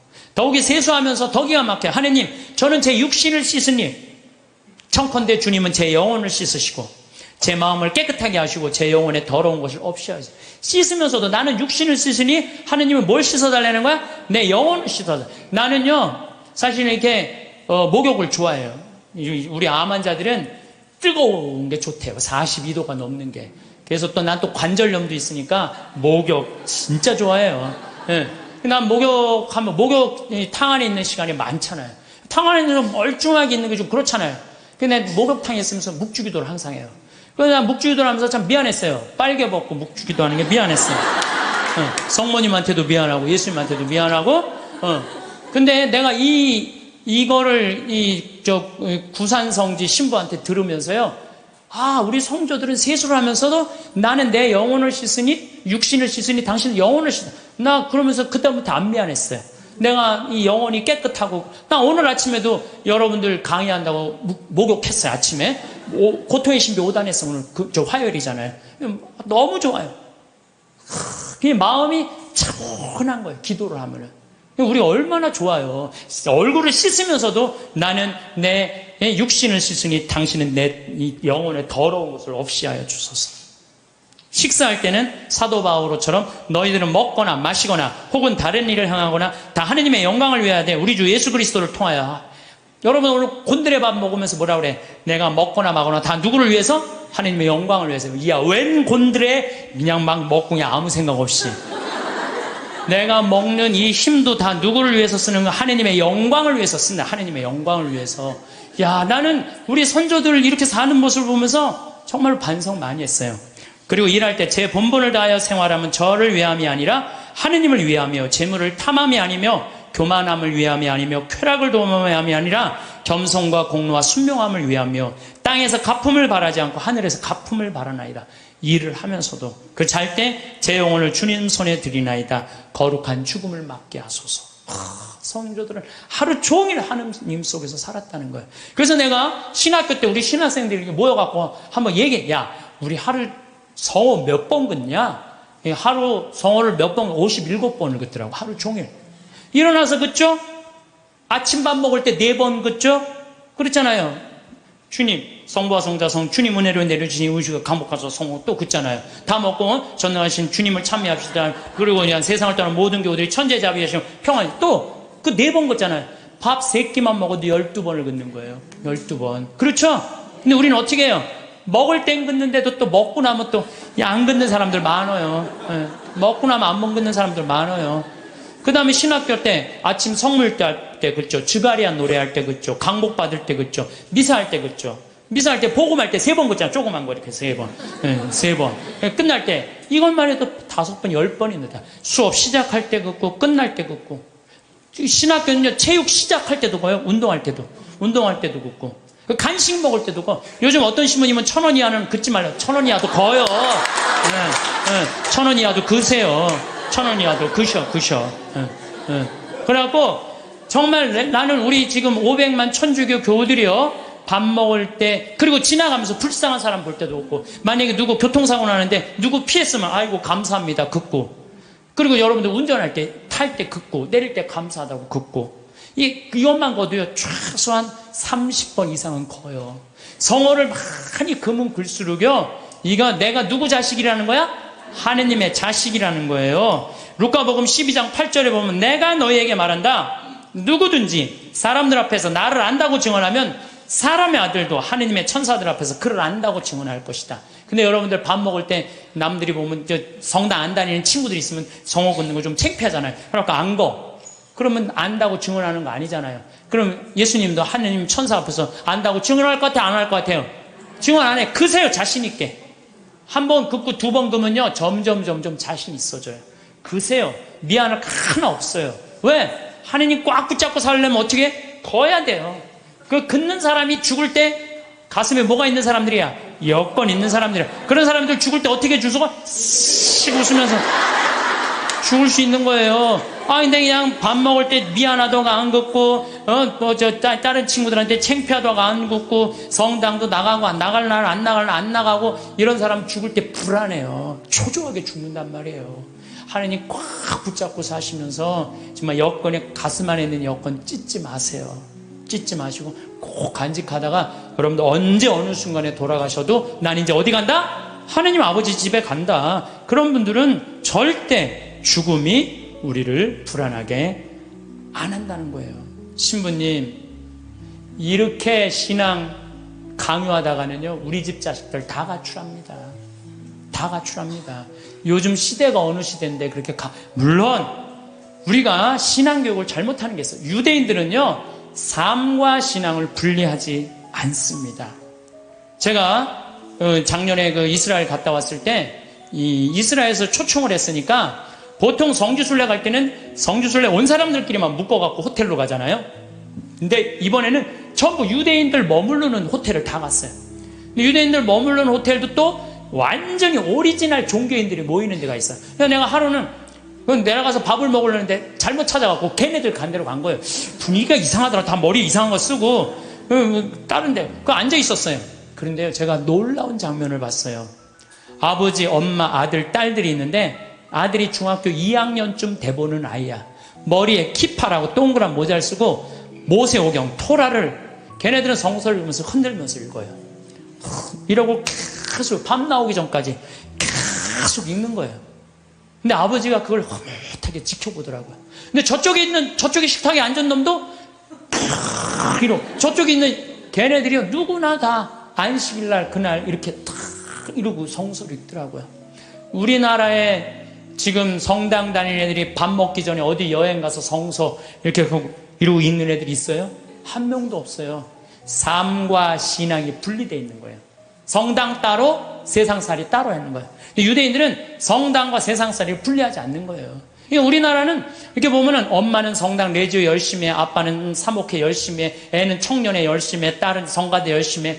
바깥에 나가서는 진짜 열심히 하는데 집에 들어와서는 서로 성당 안 다니는 척해요. 집에 들어와서는 같이 모여갖고 기도하거나 찬양하거나 마지막 기도 안 한다는 얘기예요. 저는 미사 끝날 때 우리 직원들하고 할 때는 나는 미사 끝나고 난 다음에 직원이 네다섯 명이잖아요. 그러면요 주군을 위한 기도, 형제를 위한 기도, 부모를 위한 기도, 자녀를 위한 기도, 부부를 위한 기도 다 바쳐요. 왜 바치느냐? 바치면요 재밌어요. 그걸 바치면요 신나요. 왜? 이번에는 부부를 위한 기도, 이번엔 부모를 위한 우리 엄마 아버지, 자녀를, 난 자식은 없지, 우리 조카를 위한 조카 다 하면요 기도를 우리가요 묵상 기도도 중요하지만 염경 기도도 중요해요. 염경 기도 참 중요한 거예요. 그래서 묵상 기도, 염경 기도, 관상 기도 다 있는데 기본은 뭐야? 염경 기도예요. 이게 아무것도 아닌 것 같아도 여러분들 신앙을 굉장히 업을 시켜주는 거예요. 성서 읽는 것도 중요하죠. 그러니까 유대인들은요 노벨상을 179명이 탔어. 179명. 우리나라 딱 한 명 탔는데. 근데 유대인이 머리가 좋을 것 같아요? 유대인이 IQ가요 전 세계에서 26위예요. 전 세계에서 IQ 제일 좋은 나라는 우리나라예요. 2등은 IQ 1등은 홍콩, 2등은 우리나라, 3등은 북한이에요. 근데 IQ 유대인은 평균이 95밖에 안 돼. 우리는 106인데. 나이가 들어가면서 세상을 살아보니 부모님이 재산 한 푼 물려주진 못하더라도 본인들의 노후만 잘 준비되어 있어도 자식에게는 무엇보다 큰 힘이 됩니다. 자식들은 내 앞가림만 잘하면 된다는 생각에 마음 한구석에 안심이 됩니다. 행복한 노후는 자식으로부터 독립함으로 시작한다고 합니다. 부모가 자식을 키웠으니 자식도 부모를 부양해야 한다는 인식은 시대착오적인 생각입니다. 내가 너 키우느라 들인 돈이 얼마인데 내 노후를 방치해? 라는 생각으로 자식에게 바란다면 부모나 자식 모두 불행해집니다. 늙을수록 자식에 연연하지 말아야 합니다. 성장하여 가정을 이룬 자식에게 관심을 갖는 것은 사랑이 아니라 의지심의 표현일 뿐입니다. 자식에게 희생하며 애지중지 길렀더라도 부모의 노후는 스스로 준비해야 합니다. 옛부터 내리사랑은 있어도 치사랑은 없다는 말이 있습니다. 부모가 자식을 사랑하는 것은 자연스러운 일이지만 자식이 부모를 위해 희생하기는 좀처럼 어렵다는 것을 의미하는데요. 노후 준비가 덜 된 부모가 병원비, 생활비에 도움을 받고 싶은 마음은 이해합니다. 자식으로서 기본적인 도리로 도움을 준다면 좋지만 자식이 부모 세대보다 더 살기 힘든 게 요즘 시대라서 도움을 못 받아도 서운하다 생각하지 않아야 합니다. 형제 간 갈등은 부모로부터 시작한다고 합니다. 부모가 자식으로부터 독립하지 못하면 자식들 사이에도 누가 부모를 어떻게 모시냐 등 갈등의 씨를 남겨주는 꼴이 되고 맙니다. 부모에게는 10자식도 짐이 아니지만 자식들에게는 부모가 짐이 된다는 현실을 받아들이셔야 합니다. 요즘은 부모가 자식을 모시고 사는 시대라고 합니다. 자녀 결혼자금, 집 마련, 사업자금까지 대주고 손주 키워주기까지 무한 희생하고 나서 노후에 자식, 며느리 눈치 보며 사는 삶은 부모로서 절대로 선택해서는 안 되는 길임을 명심하셔야 됩니다. 부모가 쉽게 퍼준 사랑은 자식들은 당연한 걸로 여기고 고마워하지 않습니다. 자식에게 퍼주지도 말고 부담 주지도 말고 100세까지 내 돈으로 내가 사는 게 현명한 길입니다. 노후에 자식이 있어야 된다는 소리는 하지 마시고 내 몸은 내가 건사해야 됩니다. 자식이 나를 위해 무엇을 해줄 수 있는지 기대하는 대신 내 노후를 위해 무엇을 해야 할 것인가에 초점을 맞추셔야 됩니다. 그래서 오늘은 자식에게 짐이 되지 않기 위해 준비하셔야 되는 3가지 방법에 대해 말씀드리려고 합니다. 여러분들의 노후에 대해 깊이 생각해보는 시간이 되셨으면 좋겠습니다. 바로 시작하겠습니다. 첫 번째는 신체적 독립입니다. 나이 들어서 요양원에 가지 않고 자식에게 의존하지 않으려면 육체적으로 독립할 수 있어야 됩니다. 사람은 누구나 나이가 들어감에 따라 신체적인 어려움에 마주하게 되는데요. 노후에는 건강을 잘 지키기만 해도 흑자 인생을 보낼 수 있습니다. 건강이 곧 돈이기 때문입니다. 자녀에게 부모 부양으로 경제적인 부담을 주지 않는 가장 손쉬운 방법이 바로 건강관리입니다. 나이가 들면 돋보기, 보청기, 틀니, 지팡이, 약봉지가 일상이 됩니다. 아프면 서럽다지만 더 큰 문제는 질병으로 인해 따라오는 삶의 질 저하인데요. 타인의 도움이 필요해지는 상황이 닥치면 더욱 실감하게 됩니다. 특히 간병비는 건강보험이 적용되지 않아서 사비로 충당해야 되는데 다들 아시겠지만 그 수준이 300만 원 선이라고 합니다. 갑자기 아프기라도 하면 얼마나 오래 아플지, 간병비는 언제까지 나갈지 이런 모든 일정이 불확실합니다. 일부에서는 병원 신세를 지는 노인들이 의료와 요양에 노후 자금을 쏟아부으면서 간병 파산에 시달리고 있다고 합니다. 50대, 60대부터 얼마나 건강관리를 잘 했느냐에 따라 노후의 삶은 지옥이 될 수도 천국이 될 수도 있습니다. 이처럼 100세 시대가 도래하면서 건강한 노년을 맞는 것이 최고의 행복이라고 여겨지는데요. 우선 건강 수명을 늘리려면 기본적인 체력을 유지하는 것이 매우 중요합니다. 이를 위해서는 근력 운동을 필수로 하셔야 됩니다. 이 기초 체력을 일찍이 다져놓지 못하면 나이가 들어감에 따라 걷고 싶어도 걸을 수 없는 때가 올 수도 있습니다. 누우면 죽고 서면 산다는 말이 있습니다. 일어나서 살아야 합니다. 나이가 들면서 근력을 잃는 순간 급격히 노화가 됩니다. 하체가 조금씩 가늘어지면서 다리에 힘이 풀리고 걷는 것이 힘들어지는 것이죠.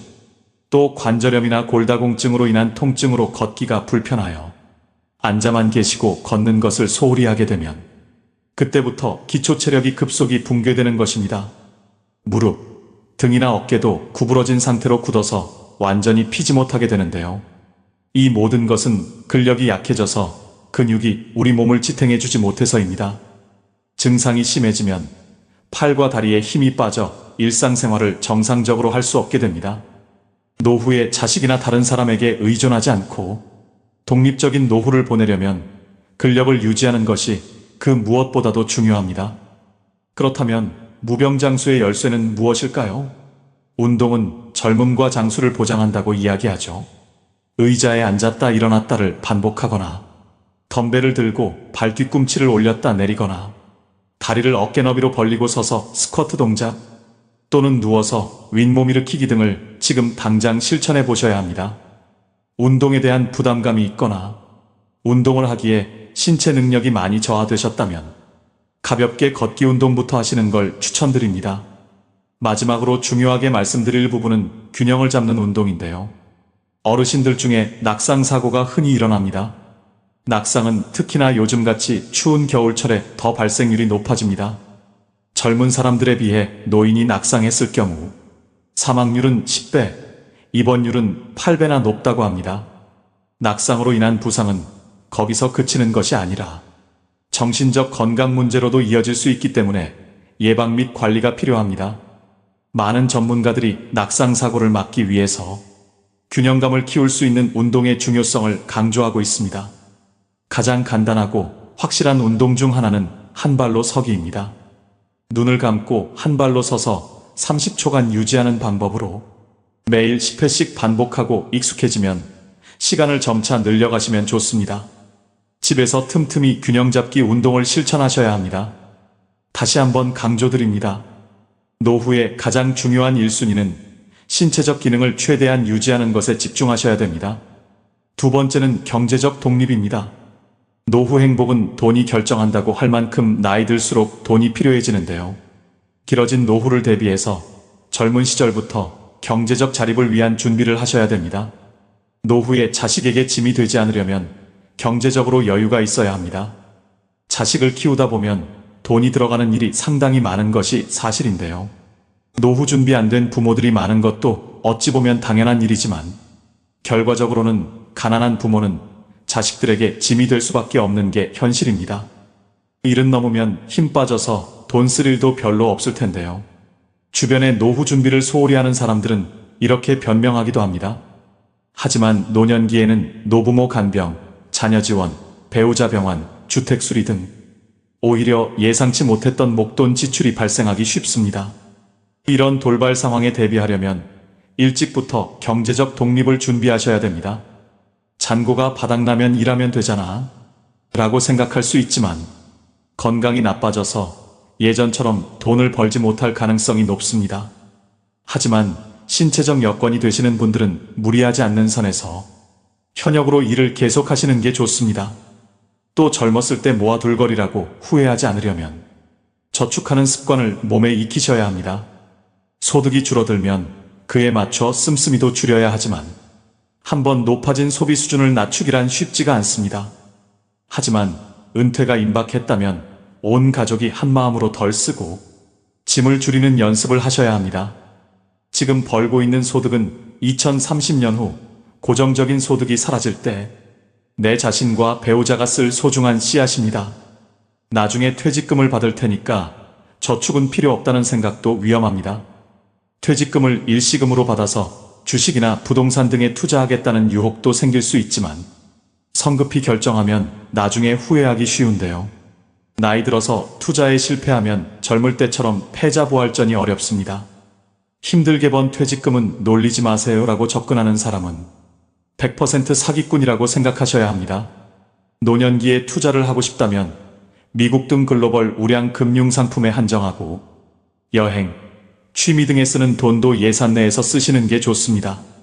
현역 시절엔 잘 나가던 사람도 한순간에 잘못된 선택으로 나이 들어 가난해질 수 있습니다. 노후가 고달파지는 것은 시간 문제입니다. 지금 가진 노후 자금을 온전히 지켜내는 것도 능력입니다. 또 노년기의 빈곤은 생존과도 직결되는 문제인데요. 얼마 전 충격적인 기사를 접했습니다. 자기의 질병을 자녀들에게 알리지 않거나 의료비와 간병의 부담을 자녀에게 주지 않으려고 극단적인 선택을 하는 어르신들이 늘어나고 있다고 합니다. 자식에게 짐이 되기 싫어 아픈 아내를 살해한 뒤 극단적 시도를 한 할아버지가 경찰에 붙잡힌 사건도 있었는데요. 노인 실태 조사에 따르면 노인이 생각하는 생애 말기의 좋은 죽음은 가족이나 지인에게 부담을 주지 않는 죽음이 90.6%로 압도적인 응답이었습니다. 과거에는 오랜 기간 동안 자식이 부모의 간병은 물론 부양까지 대신해 왔습니다. 그러나 이제는 세상이 많이 변했습니다. 자식들도 먹고 살기 힘든 현실이기 때문에 부모의 부양은 정신적, 경제적으로 많은 부담으로 다가옵니다. 노후에 이런 비참한 일이 현실로 일어나지 않기 위해서는 하루라도 더 일찍 자발적으로 노후 준비를 하셔야 합니다. 마지막으로 황혼의 나이에 무조건적인 자녀 지원은 독이 될 수 있습니다. 경제적으로 자립하지 못했다고 해서 계속 퍼주면 내 노후가 먼저 무너지게 됩니다. 자식에게 한 푼도 안 주면 맞아 죽지만 다 주면 굶어 죽고 반만 주면 무서워 죽는다는 말은 우스갯소리지만 그 속에 뼈가 있음을 명심하셔야 됩니다. 이처럼 나이가 들수록 다른 사람이나 가족에게 의존하지 말고 독립적으로 독하게 살아가야 합니다.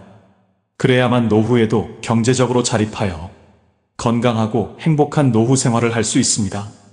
세 번째는 정신적 독립입니다. 나이가 들수록 정신적으로 독립하는 것이 중요합니다. 여러분은 나이가 들어가면서 제일 두려운 게 무엇인가요? 주변의 많은 분들이 치매에 걸릴까봐 걱정이라고 하시는데요. 몸이 아픈 병보다 무서운 게 치매라는 말이 있을 정도로 치매는 자신은 물론 그 주변까지 힘들게 하는 병이다 보니 중년 이후부턴 치매에 관심이 커질 수밖에 없습니다. 가장 발병률이 높은 노년기에 사회적으로 고립되는 것이나 우울증은 치매의 원인 중 하나라고 하는데요. 그만큼 노후의 정신 건강을 위해서는 외로움과 우울감을 극복하시는 게 가장 중요합니다. 그렇다면 치매 예방법에는 어떤 것들이 있을까요? 안타깝게도 아직 치매에 대한 치유약은 개발되지 않았습니다. 지금까지 개발된 치매 치료제는 병의 악화를 지연시키는 효능만 있을 뿐입니다. 따라서 치매를 예방하기 위해 가장 중요한 것은 생활 습관을 바꾸고 식습관을 건강하게 유지하셔야 되는데요. 쉽게 할 수 있는 생활 습관으로는 음식을 꼭꼭 씹어 드시는 것입니다. 음식을 씹는 동작만으로 내려가는 혈류량을 증가시켜 뇌를 활성화합니다. 껌을 자주 씹는 것도 도움이 되겠죠. 그리고 일기를 쓰는 습관을 길러보세요. 치매 환자는 한 가지 특징이 있습니다. 치매 초기에는 단기 기억을 회상하는데 어려움을 겪습니다. 그 이유는 단기 기억을 담당하는 뇌기관인 해마가 손상되었기 때문인데요. 이를 예방하려면 매일 일기를 쓰는 버릇을 기르는 게 좋습니다. 일기를 쓰면서 해마를 자극하고 퇴화되는 것을 방지하고 심지어 그 기능을 향상시킵니다. 뇌는 지속적인 자극을 원합니다. 그 중에서도 가장 좋은 자극은 새로운 자극인데요. 내가 평소 하고 싶은 일들을 실천하면서 생활에 활력을 주셔야 됩니다. 또 무엇보다 사회적 고립과 우울증을 예방하기 위해 지속적으로 사회활동을 하고 마음 맞는 사람들과 꾸준히 만나면서 소통하는 것이 중요합니다.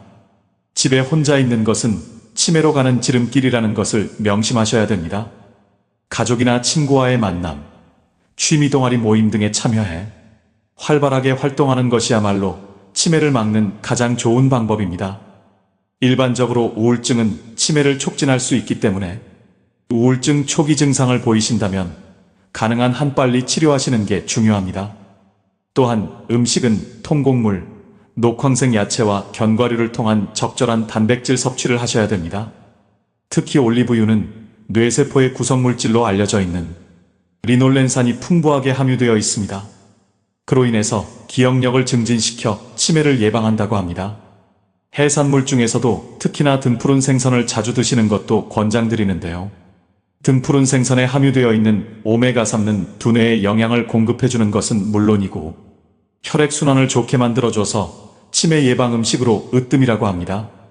종합적으로 노후의 정신적인 건강을 위해서는 긍정적인 마음으로 스트레스를 해소하고 혼자 있지 마시고 여러 사람들과 자주 어울리면서 즐겁게 사셔야 합니다. 부정적인 생각은 버리시고 지나간 과거를 후회하지 마세요. 하루하루를 즐겁게 보내는 생활을 하시기 바랍니다. 오늘의 영상 어떠셨나요? 오늘 말씀드린 자식에게 짐이 되지 않는 3가지 방법을 한 문장으로 정리하자면 저는 이렇게 표현할 수 있을 것 같은데요. 일주일에 한 번 친구들과 등산하고 내려와서 삼겹살에 소주 한잔 할 수 있으면 나의 노후 준비는 다 끝난 것이다. 일주일에 한 번 등산할 정도의 체력, 혼자 병원 다닐 수 있는 신체 능력과 자식들이 유일한 대인관계가 아닌 이렇게 어울려 외롭지 않게 지낼 친구가 있고 일주일에 한 번 정도는 나가서 외식하고 삼겹살에 소주, 두부에 막걸리 정도는 먹을 수 있는 경제적 여유면 충분합니다. 100세 시대가 확실한 이 시점에 이 3가지를 해낼 수 있는 것은 무척 중요하다고 생각합니다. 자식 농사가 부모의 노후를 보장하던 시대는 지났습니다. 자식이 잘 성장하여 독립했다면 그것으로 만족하고 더 이상의 기대는 금물입니다. 경제적으로 독립할 수 있다면 냉정하게 덧정을 끊어야 합니다. 관심의 모든 것은 잔소리로 비칠 뿐입니다. 노후에 가장 불행한 사람은 자식들에게 손을 벌리는 사람이라고 합니다. 그러나 더 큰 불행은 자식에게 무거운 몸뚱아리를 맡기는 것이겠죠. 자식에도 부모 부양의 책임을 지우지 않으려면 부모도 자식을 기르는 목표를 정해놓고 양육해야 합니다. 대학을 졸업하거나 취업하는 시점 정도로 양육 목표를 정해놓고 그 후에는 독립적인 경제활동을 하도록 해야 되는데요.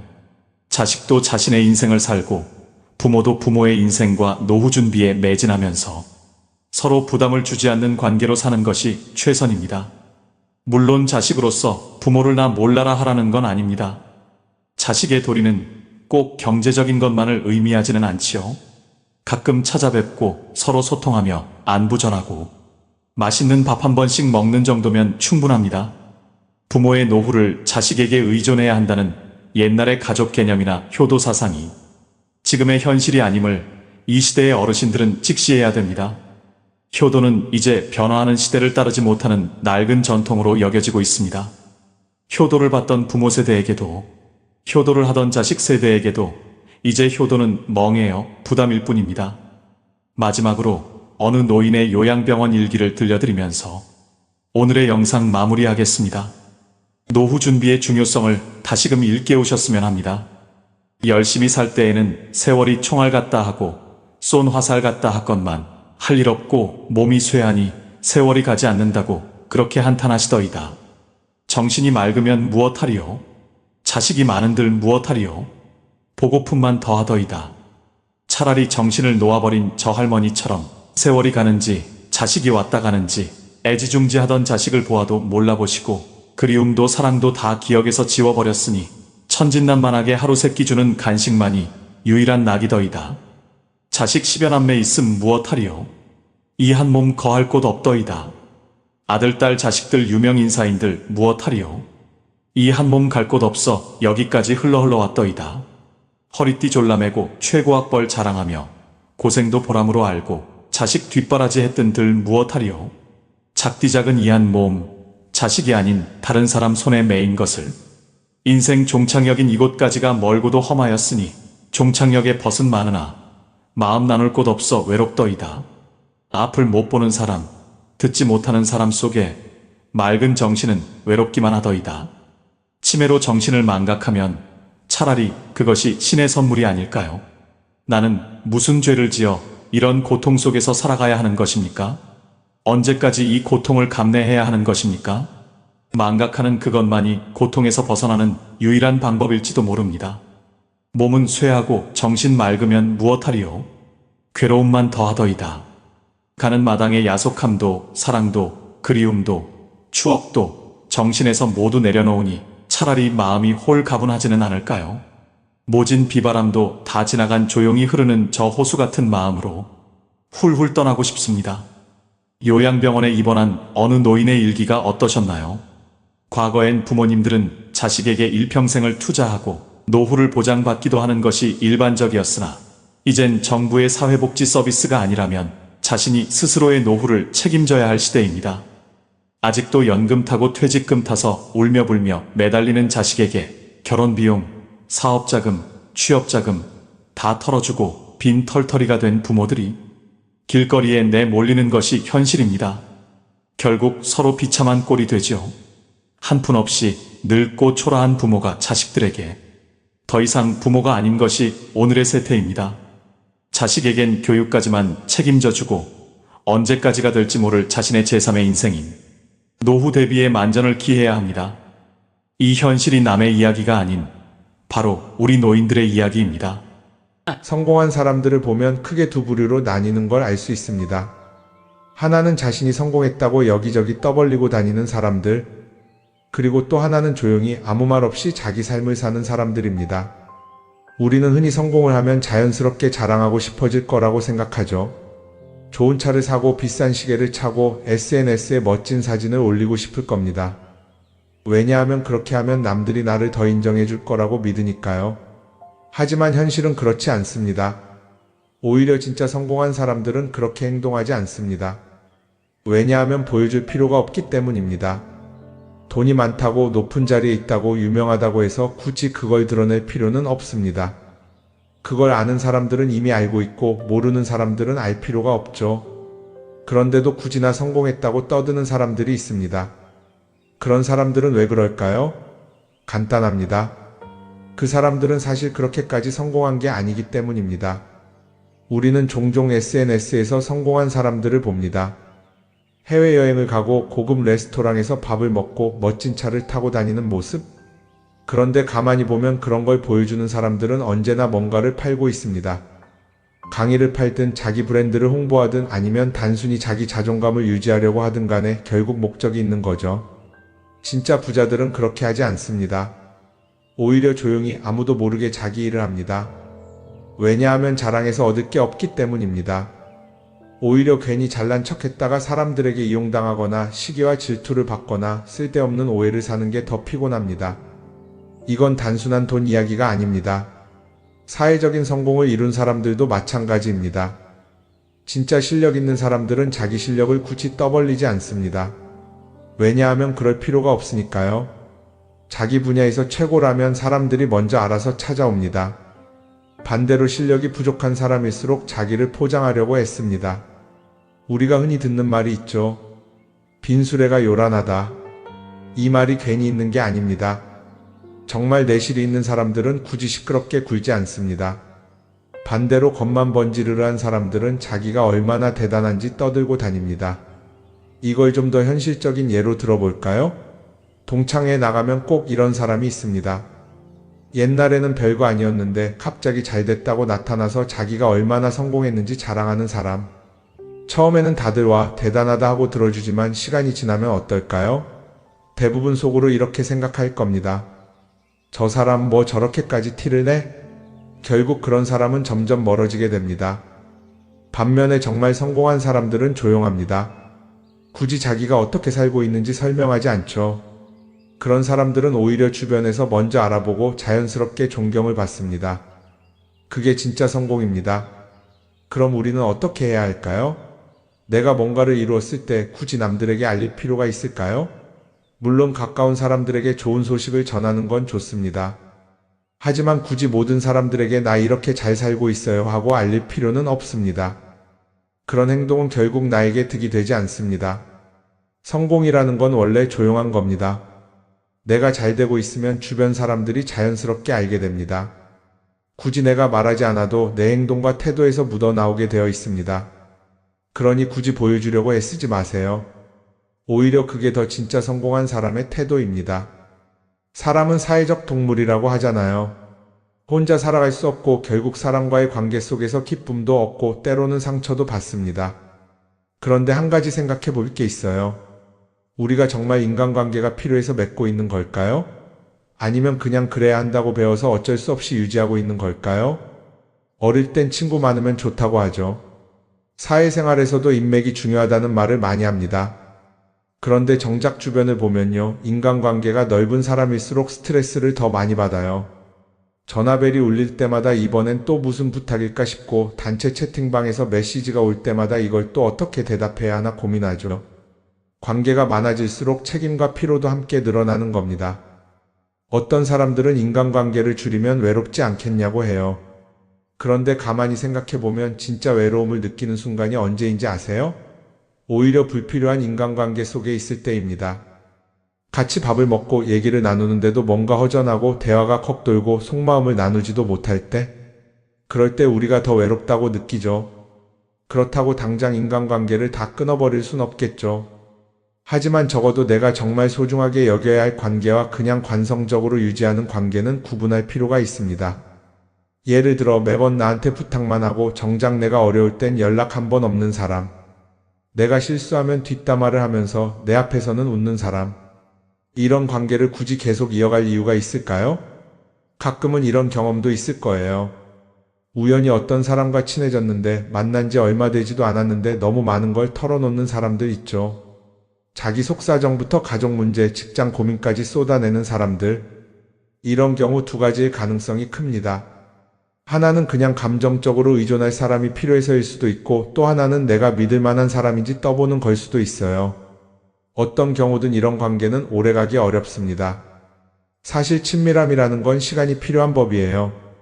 적당한 거리를 두고 천천히 서로를 알아가야 하는데 초반부터 급격하게 가까워진 관계는 쉽게 무너지는 경우가 많습니다. 처음엔 친하다고 생각했는데 어느 순간 사소한 일로 틀어지고 결국 남보다 못한 사이가 되는 거죠. 그러면 인간관계를 어떻게 해야 할까요? 답은 간단합니다. 억지로 맺지 말고 굳이 유지하려고도 하지 않는 거예요. 내가 편한 관계라면 자연스럽게 이어질 것이고 그렇지 않다면 서서히 멀어질 겁니다. 그리고 그걸 억지로 붙잡지 않아도 괜찮습니다. 관계를 유지하는데 에너지를 쓰기보다는 정말 소중한 관계에 집중하는 게 더 낫지 않을까요? 어떤 사람은 내가 인간관계를 줄이면 나중에 나 혼자 남는 거 아니냐 걱정하기도 해요. 그런데 생각해보면요, 진짜 나를 위하는 사람은 많지 않아요. 인간관계를 줄인다고 해서 완전히 혼자가 되는 게 아닙니다. 오히려 불필요한 관계를 정리하고 나면 남아있는 관계들이 더 단단해지고 가치 있게 느껴질 겁니다. 예전엔 인맥이 자산이라는 말을 많이 했어요. 그런데 요즘은 꼭 그렇지도 않죠. 오히려 불필요한 인간관계가 많으면 그게 짐이 될 수도 있어요. 적당한 거리, 적당한 선. 이걸 잘 지키는 게 결국엔 가장 편한 인간관계를 유지하는 방법 아닐까요? 한번 곰곰이 생각해 보세요.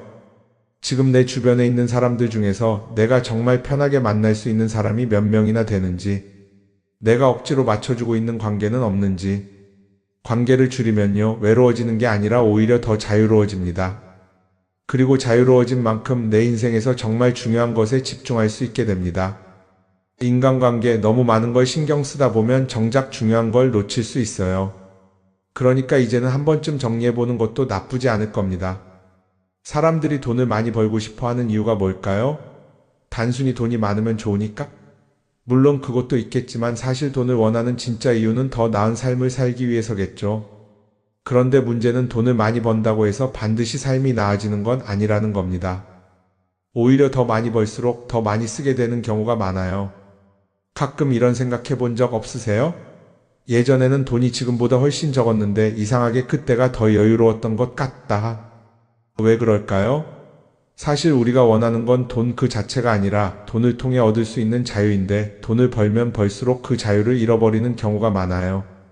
더 좋은 차, 더 좋은 집, 더 좋은 옷을 사면서 점점 더 많은 돈이 필요해지고 결국엔 돈을 벌기 위해 또다시 일해야 하는 악순환에 빠지게 되는 거죠. 한번 생각해 봅시다. 우리가 정말 필요해서 뭔가를 사는 경우가 얼마나 될까요? 필요해서라기보다는 남들이 가지고 있으니까, 없어 보이기 싫으니까, 혹은 그냥 기분 전환을 위해서 소비하는 경우가 훨씬 많아요. 그리고 그런 소비를 할 때마다 스스로 이렇게 합리화를 하죠. 이 정도는 나를 위한 투자야. 그런데 가만히 보면 그 소비가 진짜 나를 위한 소비인지 아니면 그냥 사회가 만든 기준에 끌려가고 있는 건지 헷갈릴 때가 많습니다. 예를 들어 예전에는 스마트폰 하나면 충분했는데 이제는 스마트워치도 있어야 하고 무선 이어폰도 필요하고 태블릿도 있어야 할 것 같고 하나를 사면 또 다른 무언가가 필요해지는 시기예요. 사실 이건 우리가 그렇게 만들어진 겁니다. 광고도 그렇고 SNS도 그렇고 자꾸 우리에게 이렇게 말하죠. 이걸 사야 더 행복해질 수 있어요. 그런데 정작 그걸 사고 나면 어때요? 처음 며칠은 좋죠. 그런데 시간이 지나면 또 다른 걸 사고 싶어져요. 왜냐하면 물건이 우리를 오래 행복하게 만들어주지는 않거든요. 특히 요즘은 SNS가 이런 소비 심리를 더 부추기는 것 같아요. 예전에는 친구들끼리 만나서 나 새로 샀어 하고 자랑하는 게 전부였는데 이제는 SNS에 올리면서 전 세계 사람들에게 보여주잖아요. 그러다 보니까 남들도 다 뭔가를 사서 올리고 나도 따라해야 할 것 같은 기분이 드는 거예요. 그런데 중요한 건 그 사람들도 사실은 나와 똑같은 기분이라는 겁니다. 내가 남을 부러워하는 만큼 나도 누군가에게 부러움을 사려고 애쓰고 있는 거죠. 결국 끝없는 비교와 소비 속에서 진짜 중요한 걸 놓치게 되는 겁니다. 한번 이렇게 생각해보면 어떨까요? 만약 내가 지금부터 딱 1년 동안 불필요한 소비를 하지 않는다면 내 삶이 어떻게 변할까? 아마 처음에는 답답할 수도 있어요. 사고 싶었던 걸 참아야 하니까. 그런데 그걸 몇 번 참고 나면 어느 순간 깨닫게 될 겁니다. 내가 굳이 이걸 안 사도 괜찮네? 그렇게 불필요한 소비가 줄어들면 자연스럽게 돈이 쌓이겠죠. 그런데 돈이 쌓이는 것보다 더 중요한 게 있어요. 바로 마음의 여유가 생긴다는 겁니다. 돈을 쓰지 않는다고 해서 불행해지는 게 아니라 오히려 소비로부터 자유로워지면서 진짜 행복을 찾을 수 있어요. 물론 이걸 실천하는 게 쉽지는 않겠죠. 우리 주변에는 소비를 부추기는 것들이 너무 많으니까요. 하지만 적어도 이런 건 해볼 수 있습니다. 뭔가를 사고 싶을 때 한 번만 스스로에게 물어보는 거예요. 이게 정말 나한테 필요한 걸까? 아니면 그냥 순간적인 욕심일까? 만약 그 질문을 던졌을 때 5초 안에 당연히 필요하지 라는 답이 나오지 않는다면 사실 그건 없어도 되는 물건일 가능성이 큽니다. 정말 필요한 건 고민할 필요도 없이 바로 떠오르거든요. 그러니까 이제는 한 번쯤 생각해 봐야 할 것 같아요. 나는 지금 내가 원하는 삶을 살고 있는 걸까? 아니면 남들이 만든 기준에 맞추기 위해 내 시간을 팔고 있는 걸까? 소비를 줄인다는 건 단순히 돈을 아끼는 게 아닙니다. 그건 결국 내 삶의 선택권을 되찾는 일이거든요. 돈을 많이 버는 것도 중요하지만 더 중요한 건 그 돈을 어떻게 쓰느냐입니다. 그리고 때로는 아무것도 사지 않는 게 최고의 선택일 수도 있어요. 우리는 요즘 SNS 없이 사는 게 거의 불가능한 시대에 살고 있죠. 아침에 눈 뜨자마자 휴대폰을 확인하고 출근길에도 SNS를 보고 잠들기 전까지도 계속 들여다봅니다. 그러면서 남들이 어떻게 사는지 보고 나도 모르게 비교하게 되고 때로는 초조해지기도 하죠. SNS에 올라오는 사진들 한번 보세요. 맛집에서 멋진 음식을 먹고 해외여행을 다니고 좋은 옷을 입고 성공한 삶을 사는 사람들. 그런데 가만히 보면 이 사람들이 정말 행복해서 저런 사진을 올리는 걸까요? 아니면 그냥 행복해 보이고 싶은 걸까요? 실제로 SNS에 가장 많이 올라오는 사진이 뭔지 아세요? 남들이 부러워할 만한 순간들입니다. 집에서 편하게 쉬고 있는 모습이나 출근길에 지친 얼굴, 어제 먹다 남은 배달 음식 사진 같은 건 잘 안 올리죠. 대신 멋진 레스토랑, 명품 가방, 고급 호텔 같은 것들이 올라옵니다. 왜 그럴까요? 결국 SNS는 보여주기 위한 공간이기 때문입니다. 여기서 중요한 게 있어요. 우리가 SNS에서 보는 건 그 사람의 삶 전체가 아니라 편집된 일부 장면이라는 겁니다. SNS는 마치 한 편의 다큐멘터리나 영화처럼 잘 꾸며진 장면들만 보여줍니다. 그런데도 우리는 그걸 보면서 아, 저 사람은 나보다 더 행복하구나 하고 착각하죠. 예를 들어 SNS에서 한 친구가 해외여행을 가서 아름다운 풍경을 찍어 올렸다고 해볼게요.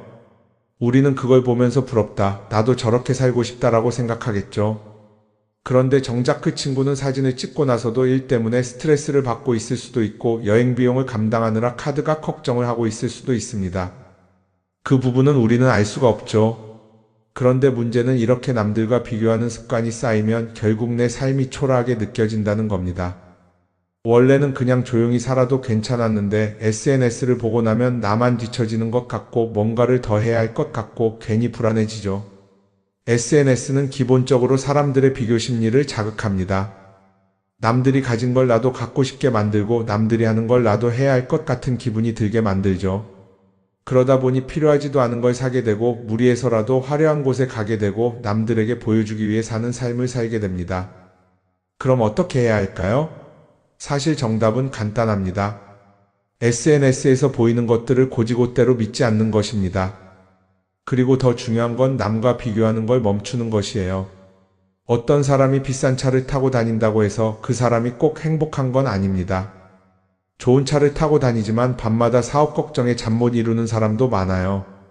반대로 대중교통을 이용하지만 마음 편하게 사는 사람도 있죠. 결국 행복은 보이는 것이 아니라 느끼는 것입니다.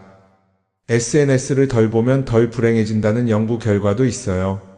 하루 종일 남의 삶을 보면서 비교하는 시간을 줄이면 내 삶에 집중할 수 있는 시간이 많아지는 겁니다. SNS를 완전히 끊을 필요는 없지만 최소한 그 안에 있는 것들이 전부 진짜라고 생각하지 않는 태도는 필요합니다. 우리는 누구나 자신만의 속도로 살아가고 있어요. 남들은 남들대로 사는 거고 나는 나대로 살면 됩니다. SNS에서 남들의 화려한 모습을 볼 때마다 한 번쯤 이렇게 생각해 보세요. 이건 그 사람이 보여주고 싶은 삶일 뿐이다. 그러면 조금은 편해질 겁니다. 사람들은 다들 자기 인생을 살아간다고 생각하죠. 그런데 가만 보면 정말 자기 인생을 사는 사람이 얼마나 될까요?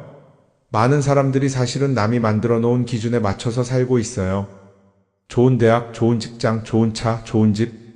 다들 이런 걸 목표로 삼지만 정작 내가 원하는 삶이 뭔지 깊이 생각해 본 적이 없는 경우가 많아요. 이건 어릴 때부터 교육받아온 방식과도 관련이 있어요. 우리는 어릴 때부터 이렇게 살아야 한다는 틀 안에서 자라죠. 공부 열심히 해서 좋은 성적을 받아야 하고 좋은 직장을 가져야 하고 결혼도 적당한 때에 해야 하고 마치 인생이 정해진 수순이라도 있는 것처럼요.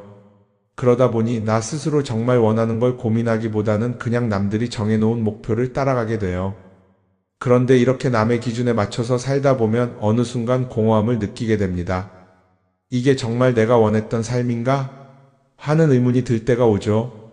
어릴 땐 성적이 목표였고 사회에 나와서는 연봉이 목표였고 결혼하고 나서는 아이 교육이 목표였는데 그 목표를 이루고 나면 허무한 거예요. 계속 뭔가를 이루긴 했는데 정작 나는 어디에 있는지 모르겠는 거죠. 진짜 중요한 건 내가 원하는 게 뭔지를 아는 것이에요. 그런데 이게 쉽지 않죠. 오랫동안 남의 기준대로 살아왔기 때문에 막상 내가 정말 원하는 게 뭐지?